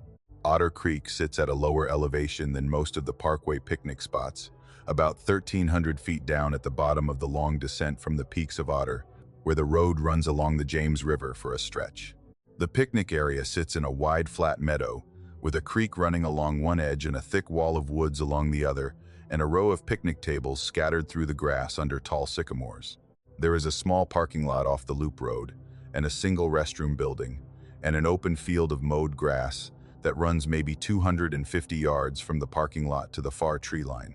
It is an open kind of place, by parkway standards. You can see from end to end of it. There are not many places to hide. We got there a little before 5. I had wanted to go earlier, but my wife, she was not my wife yet. She was my girlfriend, but I am going to call her my wife, because by the time I am telling you this, she has been my wife for 13 years, had been finishing some work, and we had not gotten on the road from Lynchburg until almost 3. The afternoon light was already starting to slant by the time we pulled in, and the temperature had dropped into the low 60s, and the air had that dry leaf smell that the Blue Ridge gets in October when the sun has been on the ridges all day, and the cold has just started moving in. The picnic area was almost empty. There was one other car in the parking lot, a green minivan with Tennessee plates, and at the picnic table closest to the parking lot, a quiet older couple was packing up the last of their lunch. The man nodded at us as we walked past with our basket. We nodded back. I picked a table about halfway down the meadow, near the creek, with a clear view across the open field to the far tree line. The basket I had packed had a couple of turkey sandwiches and a wedge of cheese and a small wooden cutting board and a knife and 2 glasses and a half bottle of red wine my wife had bought us, and an apple and a bar of dark chocolate, and I had brought a small soft blanket to put down on the bench because the wood was cold. I had brought, also, a small bouquet of wildflowers I had picked at the side of the road on the drive up. I had been pleased with myself about the flowers all afternoon. I want you to picture the scene because it was a tender one, and the tenderness is the part that I have not let go of in 15 years. We unpacked the basket together. She made a fuss about the flowers. I poured her a glass of wine. The light through the sycamores went the soft gold. The light goes in the mountains in the last hour before sunset. The older couple's minivan started up in the parking lot, and they pulled out, and they drove away. We were the only car in the lot. About 10 minutes after the older couple left, my wife pointed across the field. She said, "Look at the kids." I looked. About 200 yards from us, near the far tree line, 3 children were running in a wide loop on the grass, playing some kind of tag game. They were small. From that distance, I could not tell their ages well. They looked maybe 6 or 7 at the oldest, smaller than that for the smallest one, and they were dressed in what looked like ordinary children's clothes, jeans or shorts, t-shirts in muted colors. The smallest one was wearing something red, a t-shirt or a hoodie, that stood out against the grass. They were running in wide circles, weaving in and out around each other, the way children play when they are alone in a big space and have been running long enough that the rules of the game have softened. They were laughing. The laughter carried very clearly across the field. The air was so still that I could hear the small, high pitch of children laughing as if they had been 20 feet from us. And then a pause, and then the laughter again, and that small, distant laughter laid down a sound across the meadow that, in any other circumstance, would have been one of the prettiest sounds I have ever heard. My wife said, "It's so nice to see kids playing somewhere without phones." I agreed. We watched them for a few more minutes. We unpacked the rest of the basket. I cut the cheese on the cutting board. I poured myself a glass of wine. My wife was halfway through her first glass when I noticed something I had not, until then, noticed. There were no parents anywhere. I want to walk you through this carefully, because the noticing was the thing that broke the whole afternoon. The minivan with the Tennessee plates had been the only other car in the lot when we got there. The minivan was gone. There were no other cars. There was no car parked along the loop road. There was no adult at any of the picnic tables. There was no one walking near the restroom building. There was no one at the creek. There were 3 children playing tag in an open meadow at 5:30 in the afternoon at 1,300 feet of elevation on a Saturday in October, and there was no adult human being anywhere, in the whole picnic area, watching them. I want you to understand that I am the kind of person who does not mind his own business when something is wrong with kids. I have a sister and I have nephews, and I have spent a lot of my life around children, and the picture I was seeing was not a picture that fit. 3 small children alone, no parents, no car, 200 yards from the woods. I told my wife I was going to walk over and check. She said, "Are you sure?" I said yes. I set down my glass of wine. I stood up from the picnic table. I started walking across the open field toward the children. The grass had been mowed, but it was uneven underfoot. The kind of meadow grass that grows in a parkway picnic area where the Park Service does not bring out the mower very often. I walked. The children kept playing. I had walked maybe 40 yards across the field when the laughter stopped. I want to tell you what that was like. The laughter had been carrying steadily. The small, high, distant laughter of 3 kids in a tag game. And then between one breath and the next, it stopped. And the children stopped running, and the 3 of them turned in place to face me. They did not stagger their stop, the way kids do when one of them notices a thing first and the others catch up. They stopped at the same instant, all 3 of them, and turned at the same instant, and stood in a small triangle of 3 small bodies in muted clothes facing me across the open field with their hands at their sides. I kept walking. I want to be honest with you about why I kept walking. Part of me was a little uneasy. The synchronized stop had not looked like the way children stop, but part of me was still in the gear of being a friendly adult who was checking on small kids. And that part of me kept walking because that is what you do. You do not turn around and abandon 3 small, unsupervised children in a meadow because they happen to look at you funny. So I kept walking. I was probably halfway across the field when I started to feel, in a low way, that I should not be walking anymore. The kids had not moved. They had not waved. They had not called out. They had not looked at each other. They were watching me come. I could see them better at that distance. I could see the smallest one was wearing a red hoodie with the hood down, and the middle one had what looked like a t-shirt with a faded design on the front, and the tallest one was in a plain dark shirt, but their faces were still indistinct, far enough away that I was reading the shape of the head and not the features. I kept walking. I had walked maybe another 20 or 30 yards. I was now within 100 feet of the three children. The light was the soft gold of late afternoon, slanting across the meadow, falling on them from the side, lighting their small forms cleanly against the grass. I looked at them. I want you to understand that what I am about to tell you is not a thing I have embellished. It is a thing I saw, in good light, at a distance close enough to be sure, and I have lived with what I saw for 15 years, and the picture has not gotten any softer in that time. The three children did not have faces. The shape of the heads was right, the size was right, the color of the skin was the color of skin. The hair was on top of the head where hair was supposed to be, but the front of the head, the part that should have been a face, was a smooth, pale oval. There were no eyes, there were no eyebrows, there was no nose, there was no mouth, there was no chin, there was no contour of features at all. It was the shape of a face without any of the things that make a face. Three small, smooth, pale ovals turned toward me, perfectly motionless, in the late afternoon light, on the meadow at Otter Creek, in October of 2010. I stopped walking. I did not say anything. I did not call out to ask if they were okay. I did not ask where their parents were. I do not know how long I stood there. It might have been 10 seconds. It might have been less. The three of them did not move while I stood. They watched me with the place where their faces should have been. I turned around. I want to tell you that I walked. I walked, fast but not running, back across the open field toward the picnic table where my wife was sitting. I did not look back. I covered the 100 yards in the time it takes to cover 100 yards at a fast walk, which is something like a minute, and that minute is the longest I have ever experienced. I could not feel my legs. The whole length of my back, between my shoulder blades, was prickling the way a body prickles when it has decided, before the mind has caught up, that something is following. When I got to the picnic table, my wife took one look at my face and she stopped chewing. She said, "What?" I said, "We are leaving. Pack the basket." She said, "Are you okay?" I said, "Pack the basket. Now. Please." I started picking up the cheese and the wine and the cutting board with hands that were not working well. She did not argue. She has told me since that the look on my face when I came back across that field was a look she had never seen before and has not seen since, and that she did not need an explanation in the moment. We packed the basket in maybe 90 seconds. We left the bouquet of wildflowers on the table because I could not bring myself to take the time to gather it. We carried the basket and the blanket back across the gravel to the parking lot. I did not look at the field while we walked to the car. My wife did.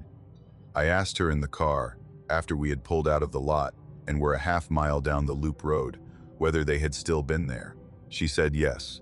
She said they had been standing in the same place. She said they had been watching us pack up. She said they had not moved. She said she had not been able to see their faces clearly from where she had been sitting at the picnic table, but she had been able to see, even from there, that something about them was wrong, and that she had not asked me about it because she had been afraid of the answer, and she had been waiting for me to come back across the field and tell her we were leaving. We drove. I took the parkway south for about 10 miles, and then I came down off the mountain on a state road, and I drove on the small 2-lane road for almost an hour before I felt like I could pull over. We stopped at a gas station outside Bedford. I bought us coffees. I sat in the car with my hands on the wheel for a long time. My wife held my arm. We did not talk about what I had seen until much later that night, in her apartment, with all the lights on and the doors locked, and even then I did not have words for the part where there had not been any faces, and I have not, in the 15 years since, been able to find words better than the ones I have used here. We have driven the parkway many times since then. We have been married for 13 years. We have a son who is 9 and a daughter who is 6. We have not taken the children to the Otter Creek picnic area, and we will not, and we have driven past the turnoff for it more times than I can count without mentioning it, and one or both of us turns the radio up when we go past, and the other one does not say anything, and the children in the back seat sing along to whatever is playing, and we keep going. I do not know what was in the meadow that afternoon. I do not know what was wearing the small red hoodie. I do not know who is missing them, or whether they have ever been missed, or whether they were waiting for somebody better than me to come the rest of the way across the field. I have a small velvet jewelry box on the top shelf of my closet, the kind a young woman gets as a wedding present from a great aunt, with a small key and a small lock and a satin lining inside. And on top of the satin, under a little jumble of earrings I do not wear anymore, there is a folded piece of paper. It is the size of a quarter sheet of notebook paper, folded twice. The paper has gone soft with age. The pencil on it has not faded. I have kept that note for 19 years. I am 46 years old and I have moved 4 times in 19 years. And the note has come with me every time.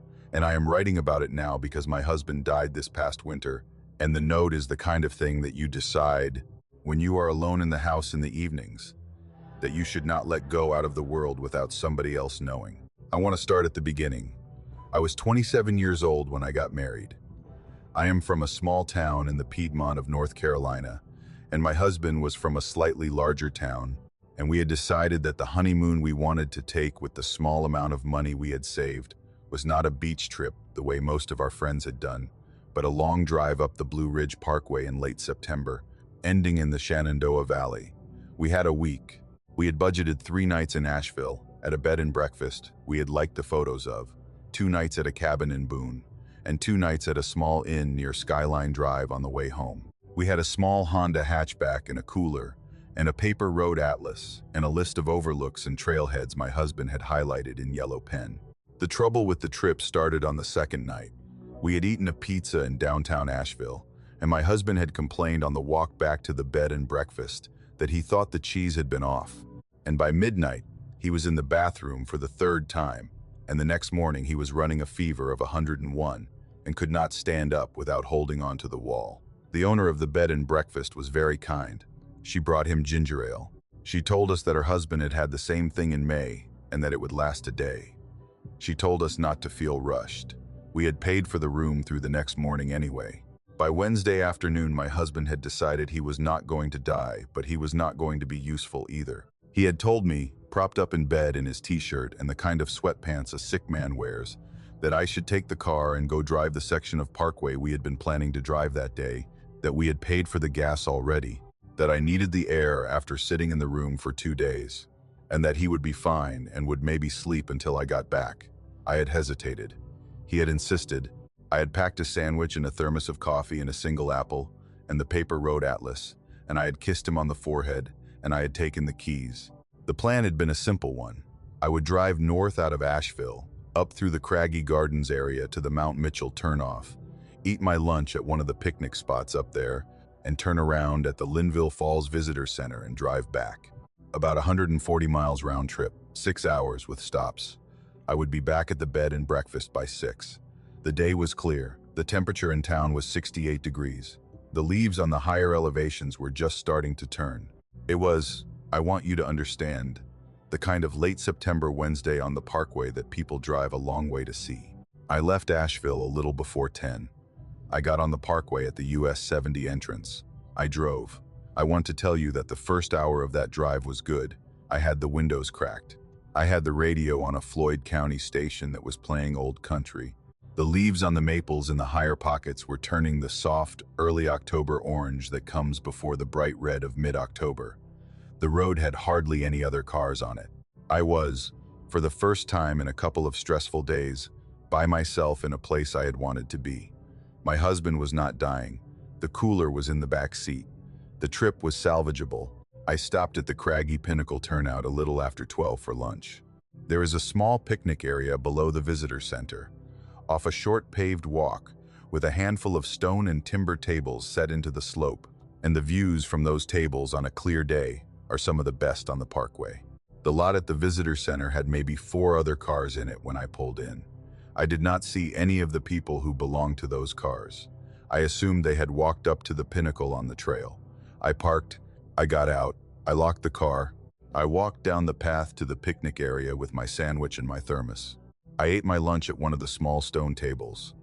I sat for maybe 25 minutes. I did not see another person the whole time I was there. I want to tell you that the picnic area was not unsettling. The wind was light, the view was beautiful. The air was clean. There was no movement at the tree line. There were no whistles. There were no figures. I simply ate my sandwich, drank my coffee, watched the clouds move across the layered ridges, and thought about my husband and the rest of the trip and the small, good life we had been about to start. After 25 minutes, I gathered the wax paper. My sandwich had come in, and the empty thermos cup, and I walked back up the path to the parking lot. There were still maybe 4 other cars in the lot. They were in the same spaces. I had not noticed which spaces they had been in, exactly, but the configuration looked the same as it had been when I had parked. My car was where I had left it. As I walked toward it, I saw that there was a folded piece of paper tucked under the driver's side windshield wiper. I want to walk you through the next 30 seconds, because the next 30 seconds set the tone for the rest of the day. I assumed the note was a flyer. The parkway gets flyers, sometimes a ranger advisory, a notice about trail closures, a weather warning. I unlocked the car. I lifted the wiper. I took the note. I unfolded it standing beside the driver's side door. The note was written on a piece of plain white paper, the kind torn from a small notebook, with the perforated edge ragged on one side. It had been folded twice. The writing was in pencil, in a careful old-fashioned hand, the kind of cursive that older men used to be taught in school, with the long tail on the lowercase y and the careful loop on the lowercase l. The note read, in 5 short sentences, "Don't stop again until you are off the parkway. Don't pull over for anyone. Don't roll your window down. Don't open the door. We are sorry." I read it twice. I looked around the parking lot. There was nobody in any of the other cars. There was nobody on the path back from the visitor center. There was nobody at any of the picnic tables down the slope. There was nobody walking on the small paved trail toward the pinnacle. I called out, the way you do when you are not sure what else to do. I said, "Hello?" My voice went into the air and did not come back. I want to tell you what I did with the note. I want to tell you that I laughed it off, that I assumed it was a prank, that I crumpled it and threw it in the trash can by the picnic area entrance and went on with my day. I did not. I did not because the handwriting on the note was not a young person's handwriting. The handwriting was a careful older hand, and the words on the page had been written by someone who had taken his time. The pencil was sharp. The paper had been folded with care. The phrase, "We are sorry," sat on the page in a way that did not feel like a joke. I do not have a better way to put that. The note had a weight to it that the words alone, on a screen, do not carry. I got in the car. I locked the doors. I put the note on the passenger seat. I started the engine. I pulled out of the lot. I drove with my hands at 10 and 2. I kept my window up. I had been driving with the window cracked all morning, and I had been enjoying it, and I rolled it up. I drove the speed limit. I went past the Craggy Gardens picnic area entrance without slowing. I went past 3 or 4 overlooks I had been planning to stop at. I drove. The note sat on the passenger seat, folded in half, and every time I glanced at it, the paper was a little less of an idea and a little more of a thing, and I drove faster than the speed limit until I caught myself and slowed back to 45. I want to tell you about the man on the shoulder. I want you to understand the geography of where it happened, because the geography is important. The parkway between Craggy and the Mount Mitchell turnoff runs along the high spine of the Black Mountains. The road there is narrow. The shoulders on most of that stretch are barely wide enough to pull a car onto. You cannot, as a rule, just stop a vehicle and have it be safely off the road. The trees come close to the asphalt. There are no houses. There are no other roads. There are not many places on that stretch that a person on foot would have any business being. I was just past milepost 364, somewhere on the long descent below Mount Mitchell, on a stretch of road I did not know well. I came around a curve, and there was a man on the shoulder of the road. He was standing in the small strip of grass between the asphalt and the drop-off into the woods. He was an older man, maybe in his 60s, with a brown jacket and a brown cap. He was alone. There was no vehicle anywhere in sight. He saw the car, and he started waving with both arms, the way a person waves when there is an emergency. Both arms over his head, big crossing motions, his mouth opening and closing as he yelled something I could not hear with the windows up. There was nobody else on the shoulder with him. There was no broken down vehicle. There was no smoke. There was no animal in the road. He was simply standing there in his brown jacket, waving at me as I came around the curve. I want to tell you what I felt in that moment. The first thing I felt was the immediate pull a person feels when they see somebody flagging them down on a remote road. There is something on you, when you are a southern woman in your 20s, about not leaving older men in trouble at the side of the road. The note on the passenger seat was the only thing that kept me driving. I had read it 3 times since Craggy. I knew every word of it. I had memorized the line that mattered. Don't pull over for anyone. I did not pull over. I held the wheel, and I drove past him at the speed limit. And as I went past him, his face came into clear view through the driver's side window, and I want you to understand that I did not roll the window down. But I saw his face, and his face was the kind of face that was registering, in the moment of my driving past, that I was not stopping. The expression that crossed it was not the expression of a man who was confused that a driver had not stopped to help. It was the expression of a man whose plan had not worked. I have been a long time figuring out how to describe that look, and that is the closest I have come. A mile later, give or take, I came around another curve, and there was a man on the shoulder of the road again. Same brown jacket, same brown cap, same age, same arms over his head, same crossing motions, same mouth opening and closing. The exact same man. There had been no side road between the first sighting and this one.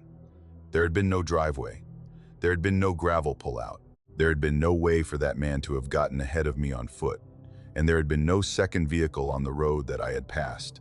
And a person could not, on flat ground, walk a mile faster than my car was going.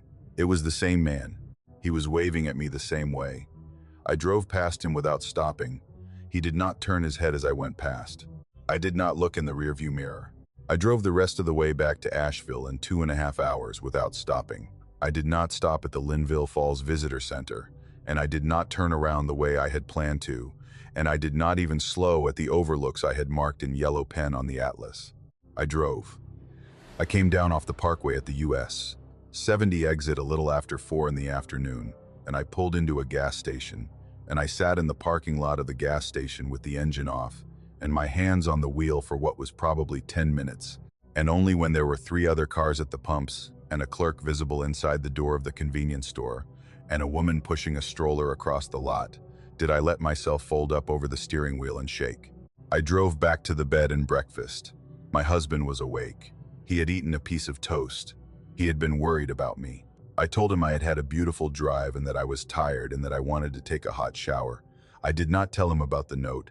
I did not tell him about the man at the shoulder. I have not, in 19 years, told him. He died this past February of a heart attack, at the breakfast table, with no warning, and he never knew. I have wished 100 times, in the months since, that I had told him. The note is still in the velvet jewelry box on the top shelf of my closet. I take it out a couple of times a year and I look at it. I have read every word of it so many times that I could tell you the slant of every letter. I have wondered for 19 years who wrote it. I have wondered who we was. I have wondered whether the people who left the note were the people the note was warning me about, or whether they were the people who knew about the man at the shoulder and did not have any other way to help me.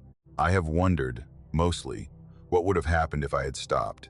That day in late September of 2006, on the long descent below Mount Mitchell, on a stretch of road where there should not have been anybody walking, when an old man in a brown jacket waved at me with both arms over his head as if he had been expecting me to come. My mother was born in Floyd County, Virginia, in 1948, and she grew up in a small white house on a piece of pasture about 3 miles outside the town of Floyd, on a county road that wound through the high pasture country at the edge of the Blue Ridge Plateau. Her father, my grandfather, kept dairy cattle. Her mother, my grandmother, raised 4 children, of whom my mother was the second. Her older brother was Earl, who left for the Marines at 18 and never moved back. Her younger sister was Ruthie, who was 3 years younger than my mother. There had been a baby brother, the youngest, named Wendell, who was 6 years younger than my mother, and who would die of leukemia the year my mother was 16. But Wendell does not come into this story. The story is about Ruthie. The story is about a Sunday in July of 1957, when my mother was 9 years old and Ruthie was 6. And the 4 of them, my grandfather, my grandmother, my mother, and Ruthie drove up to the Blue Ridge Parkway for a Sunday picnic, at a small unmarked turnout my grandfather had been using since he was a child himself. I want to tell you what I knew growing up and what I did not know. I knew that my mother had not been on the parkway in my lifetime, and that she would not drive on it, and that when our family took road trips, she would route us around the section that ran near her home county, even when going around added an hour to the drive. I knew that when I asked her why, she said only that she did not like parkway driving, that it made her carsick. I knew that she was, in every other way, a steady and rational woman who had raised 4 children and had been a high school librarian for 31 years and had not, in my memory, ever been hysterical about anything. The parkway thing was the only thing about her I could not get a straight answer about. I asked her about it once, when I was 14 and we were on a long drive together to my grandmother's funeral. I had asked her, gently, whether something had happened to her on the parkway as a child. She had said, looking out the passenger window, "We stopped going the summer I was 9. I will tell you about it some other time." I had said, okay. She had not brought it up again, and I had not asked again, because there had been something in the way she had said it that had told me not to push. She told me 30 years later, the summer before she died. She was 74. She had been diagnosed with pancreatic cancer in March, and by July she was in hospice at home, in the small ranch house in Christiansburg where she had lived for the last 20 years of her marriage to my father. I was 44. I had taken a leave from my job to come stay with her. We had a routine. I would help her up in the morning. I would make her oatmeal. I would help her walk to the back porch. We would sit in the afternoons in 2 old rocking chairs, while the cardinals came to the bird feeder she had hung from a shepherd's crook in the yard. The hospice nurses would come in the morning and the evening. My father had died 8 years earlier. Aunt Ruthie had died of breast cancer at 56, in 2007, while I had been in graduate school. There were not many of them left, the 4 children of my grandfather. By that summer, Earl was alive in Tucson, in his 80s, but he could not travel. Wendell had been gone since 1964. So, it was just my mother on the back porch, and me, and the cardinals, and the long July afternoons. She told me the story on a Tuesday in late July, in the kind of voice she used when she had been thinking about a thing for a long time. She told me she wanted to put it down before she could not, and that I was the one she was going to give it to. She told me to remember it the way she told it. I am going to try. The summer she was 9, in 1957, was a hot one, and my grandfather had decided on a Saturday in late July that the next day, after church, the family was going to take a Sunday picnic up on the parkway. He had a turnout he liked.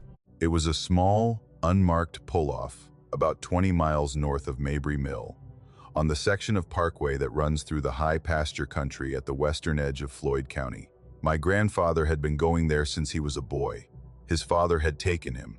The turnout sat in a small, flat clearing of grass with a single weathered wooden picnic table set back from the road, surrounded on 3 sides by a stand of mature woods. He had been picnicking there with his own family every summer since the early 50s. My grandmother had packed a basket on Saturday night. There were ham sandwiches, and a deviled egg salad, and a thermos of sweet tea, and a glass jar of lemonade for the girls, and apples, and a tin of peanut butter cookies. Sunday morning they had gone to church in Floyd, the way they did every Sunday. They had come home and changed out of their church clothes. By a little after 12 they were in my grandfather's 2-tone Bel Air. My grandmother in the front with the basket on her lap, my mother and Ruthie in the back, and they were driving up the road toward the parkway entrance. My mother told me Ruthie had been excited about the picnic in a particular way that morning. Ruthie had been 6. She had been the kind of 6-year-old who was already a little woman in miniature, with a careful sense of decorum and a careful little dress and a careful way of holding her hands. She had been wearing, that day, a white cotton sundress with small blue flowers on it and a pair of white leather sandals, and her dark hair had been done by my grandmother into 2 long braids, tied at the ends with pale blue grosgrain ribbons. She had been carrying her favorite doll, a soft cloth doll my grandmother had made, in her lap. They had gotten to the turnout at maybe 1 in the afternoon. The picnic area had been empty. There had been no other car in the small gravel pull-off. There had been no other family at the table. The day had been hot down in the valley and cooler up on the parkway, the way the high country always is in summer, and my grandmother had spread the checkered cloth on the table and set out the food, and the 4 of them had begun to eat. My mother told me she could remember exactly what she had been eating when Ruthie had set down her sandwich and said, in the small, careful voice of a 6-year-old who was being polite, that she had to go. My grandmother had told her to go just behind the tree line, the way kids did then. There had not been an outhouse. There had been no other people. The woods were close. Ruthie had gotten up from the bench. She had set her doll on the table next to her plate.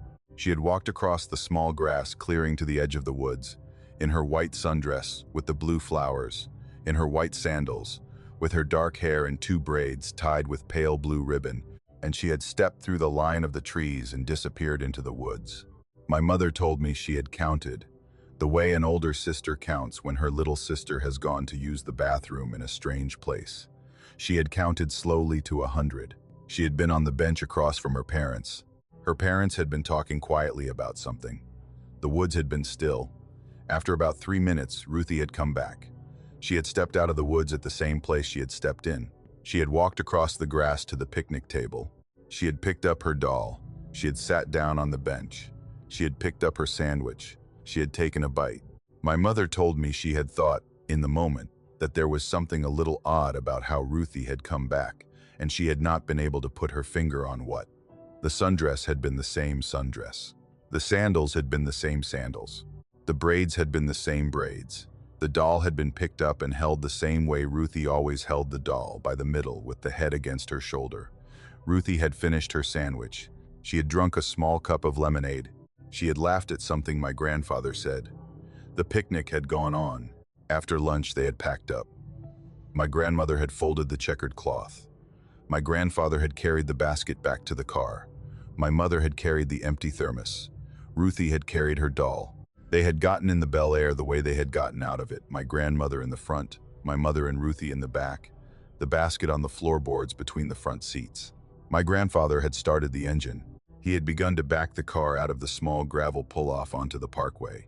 My mother told me that, just as the car had begun to roll, she had looked out the rear passenger window. She had looked toward the woods. She had looked at the place at the tree line where Ruthie had gone in to use the bathroom an hour before. There was a child standing at the tree line, half in the shadow of the trees and half in the sun. The child was a small girl in a white cotton sundress with small blue flowers on it. She had on white leather sandals. She had her dark hair done in 2 long braids tied at the ends with pale blue grosgrain ribbons. She was standing with one hand in front of her, raised at about chest height, waving at the car. The wave was small. It was steady. The girl at the tree line was waving the way Ruthie waved. My mother told me she had felt her body go cold. She had not made a sound. She had turned her head, slowly, the way you turn your head when you are 9 years old and you do not want to startle the thing you are looking at, and she had looked across the back seat. Ruthie had been sitting next to her. Ruthie had been in the same white sundress with small blue flowers. Ruthie had been wearing the same white sandals. Ruthie had been holding her doll. Ruthie had been holding, in her free hand, a small green apple from the basket. And she had taken a small bite of the apple, and she had been chewing it, and she had looked over at my mother and she had smiled. My mother told me Ruthie's smile had been Ruthie's smile. She had told me this very carefully. She had said, "It was her smile. I want you to understand. It was the smile she had had since she was a baby. It was hers." My mother had looked back out the rear passenger window. The little girl at the tree line had still been there. She had still been waving. She had been wearing the exact same dress as the Ruthie in the back seat, the exact same sandals, the exact same braids, the same blue ribbons. There had been 2 of them. My mother had turned forward in her seat. She had reached forward and she had touched my grandfather's shoulder. He had glanced at her in the rearview mirror. She had not said anything. She had simply looked at him in the mirror with the kind of look a child gives a parent when something has gone wrong that the child does not have words for. My mother told me that she will remember, until she dies, the moment her father met her eyes in the rear view. She told me he had glanced past her, out the back window, at the tree line, and he had seen what she had seen. He had not stopped the car. He had not braked. He had not even slowed. He had pressed the gas a little harder, and he had pulled out of the turnout onto the parkway, and he had driven, and he had not once looked in the rearview mirror after that initial glance, and they had driven the 20 miles south to the exit at Floyd in something close to silence. And when they had gotten home, my grandmother had sent both girls inside to change out of their picnic clothes, and my grandfather had sat on the back porch by himself for almost an hour. They had not said one word about what my mother and my grandfather had seen at the tree line. Not that day, not that summer, not ever. My mother told me Ruthie had been Ruthie. She had grown up. She had gone to school. She had gotten married. She had had 2 children. She had been kind, and she had been a good sister. And she had died of breast cancer at 56. And the woman who had been buried in the cemetery in Floyd in 2007 had been the same Ruthie who had stepped out of the woods at the picnic in 1957 with a sandwich left to eat. And there had not been one moment in the 50 years between the picnic and the funeral where Ruthie had not been Ruthie. My mother told me she was sure of that. I asked her, the only question I asked her, then who was at the tree line? My mother looked at the bird feeder for a long time.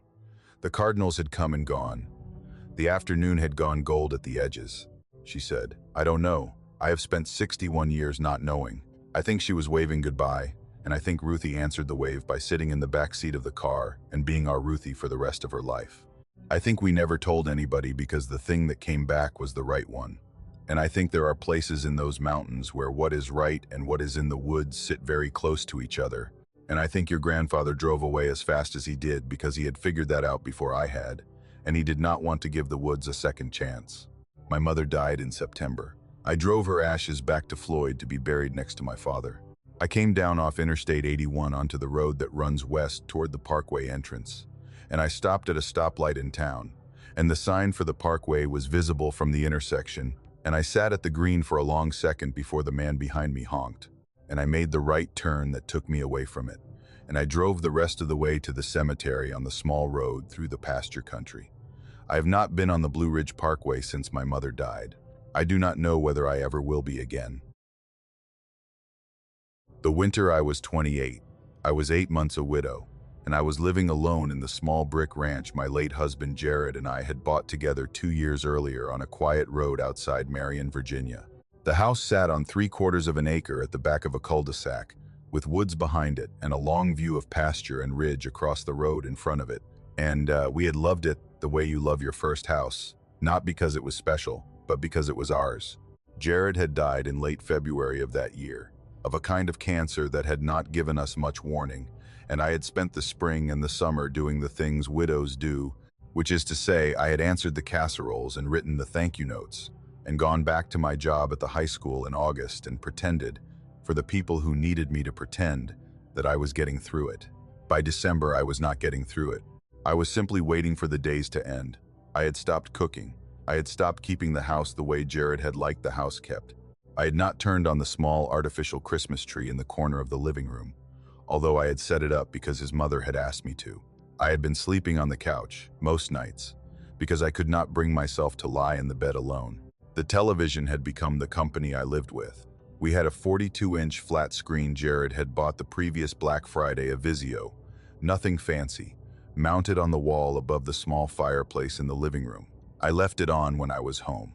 I left it on while I cooked, when I cooked, and while I ate, and while I read, and while I fell asleep on the couch under the blanket Jared's grandmother had crocheted for our wedding. I told myself I left it on for the noise.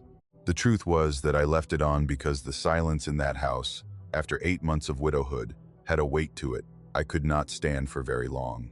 The Thursday night I am telling you about was the second Thursday in December. A line of storms had come up out of Tennessee earlier in the day, a warm front colliding with a cold one, the kind of December storm that brings thunder and rain instead of snow, and that the weather people in Bristol always make a fuss over because it doesn't happen often. The rain had started around 5, and by 8 the thunder was rolling down off Walker Mountain in long, slow waves, and the rain was coming hard against the picture window in the front of the living room. I had made myself a cup of tea Earl Grey with milk, which had been Jared's tea, not mine, but which I had started drinking after he died and now could not stop. And I was on the couch in my old blue terry cloth robe, with the cup in my hand, and the television on. I do not remember what was on. Some movie I had seen before, probably. I had been half watching it and half listening to the storm. The cable cut out around 9:15. The picture stuttered, froze on a frame for a second, and then dropped to a hissing field of black and white static. The sound went with it. The television hissed in the dim room, and the rain hissed on the roof and against the window, and the two sounds were almost the same. And I sat there on the couch with my cup of tea and looked at the static and waited for the cable to come back. It did not. After maybe a minute, I picked up the remote and started clicking up through the channels, habit, mostly. The kind of thing you do without thinking to see whether any of the local channels were still coming through over the air, the way they sometimes did when the cable went out. The channels went up the way they always went up. 3, 4, 5, 6. Static on every one. 7, 8, 9, 10. Static. I watched the small white number in the corner of the screen tick up. 11, 12, 13. Channel 3. The number in the corner blinked back down to the bottom of the dial. I had not seen the screen change.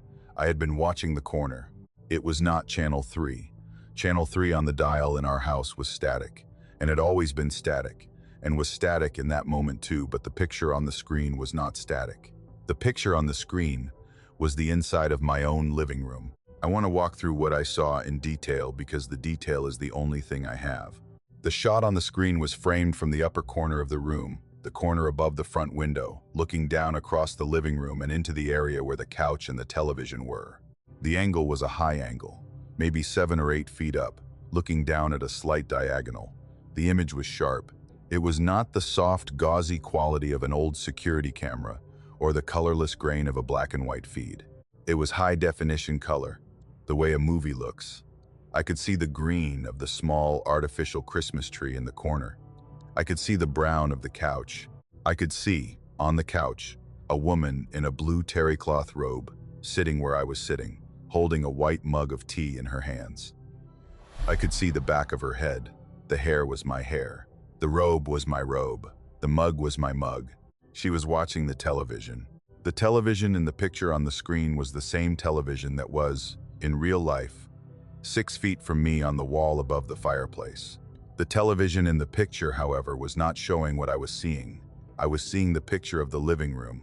The television on the wall in the picture was showing the same picture of the living room, recursing, the way a camera does when you point it at its own monitor.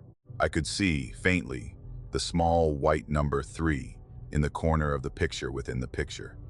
Both televisions were on channel 3. Both televisions were showing the same room. I sat on the couch with my own mug of tea in my hand, and I looked at the television, and I looked at the woman on the screen who was sitting on the couch holding a mug of tea, and I watched myself. I want to tell you that I screamed. I did not.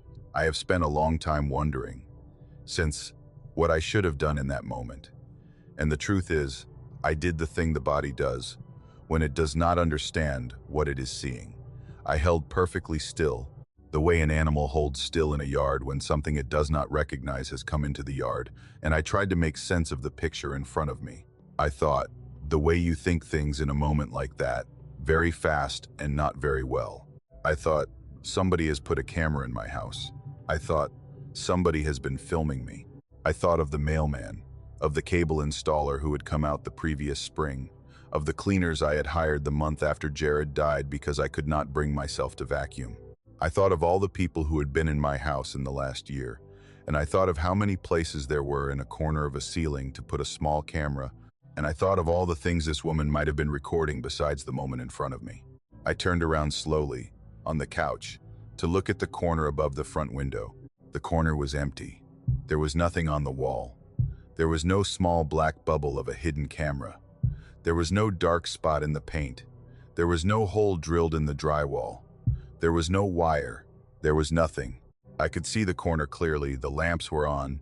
The corner was lit, and there was nothing in it. I turned back around to the television. The woman on the screen was no longer watching the television. She had turned. She was now looking toward the camera that was in the corner of the room above the front window, the camera that was not there. She was looking up at the corner I had just been looking at. Her face was my face. The hair was the same. The robe was the same. The mug was still in her hand. Her eyes were looking through the screen at me. She lifted one hand and she waved. It was a small wave, a friendly wave, the kind of wave you give somebody you have known a long time when they walk into a room. The fingers of the hand were her fingers. My fingers. The wedding ring on the third finger of her left hand was Jared's ring on the third finger of my left hand. The face, and I want to be careful here because I have spent 12 years trying to get this part right, the face was almost mine. It was the face I saw in the bathroom mirror in the mornings. But there was a particular quality to the smile that the face was making, a particular small lift at one corner of the mouth that I did not recognize. It was a smile I have never made. It was a smile I would not know how to make. It was on my face anyway, on the screen, looking back at me. I stood up. The mug in my hand sloshed.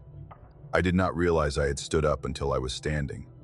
I crossed the room in 3 steps and I bent down behind the television and I yanked the power cord out of the wall. The screen went dark, the hissing stopped. The room was suddenly very quiet under the rain. I stood in front of the dark television in my robe with the mug still in my hand, and I tried to breathe. I did not look at the corner above the front window.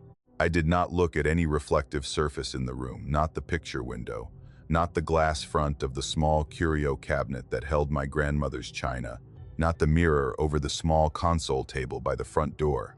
I walked around the room with my eyes deliberately down. I unplugged every lamp. I sat on the couch in the dark, and I pulled the blanket around me, and I waited for morning. The rain went on for another 2 hours. The storm passed sometime around midnight. I did not sleep. I sat on the couch with my back to the dark television and my eyes on the dark front window, and I did not look toward the corner where the camera was not. In the morning, in the gray light, I called my brother. He lived in Bristol. I told him I needed help moving a TV. I did not tell him why. He drove the 40 minutes over, and he came in with the kind of cheerful concern men use with their sisters when they think the sisters are not doing well, and he unmounted the television from the wall, and we put it in the back of his truck with the cables wound up in a plastic bag. And he asked me, on the porch, before he left, whether I was sure. I told him I was sure.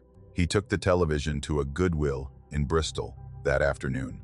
I stood in the empty space on the wall above the fireplace, where the bracket had been, and I looked at the 4 small holes the bracket had left in the drywall, and I felt, for the first time in months, something other than grief.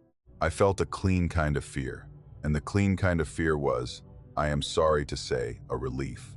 I bought a small radio at the Walmart in Marion that afternoon. A clock radio, the cheap kind. I put it on the kitchen counter where I could see it from the living room. I have not owned a television since. I am 40 now. I have lived in this house for 16 years.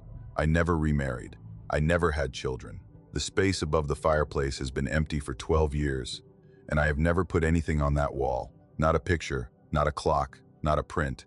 I patched the 4 small holes the year after Jared's brother got married, when I had to have the place looking nice for visiting in-laws, but I did not paint over the patches.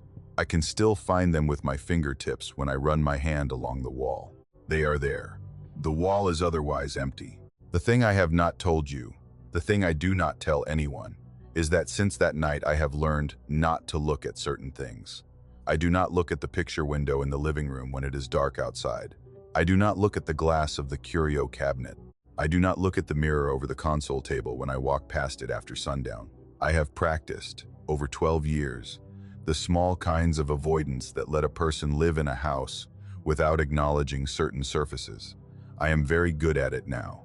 But on bad nights, when the storms come hard the way they came that December, when the thunder rolls down off Walker Mountain and the rain hits the picture window like static I sometimes catch, in the corner of my eye, a movement reflected in the dark window glass. It is not a movement I recognize. It is small.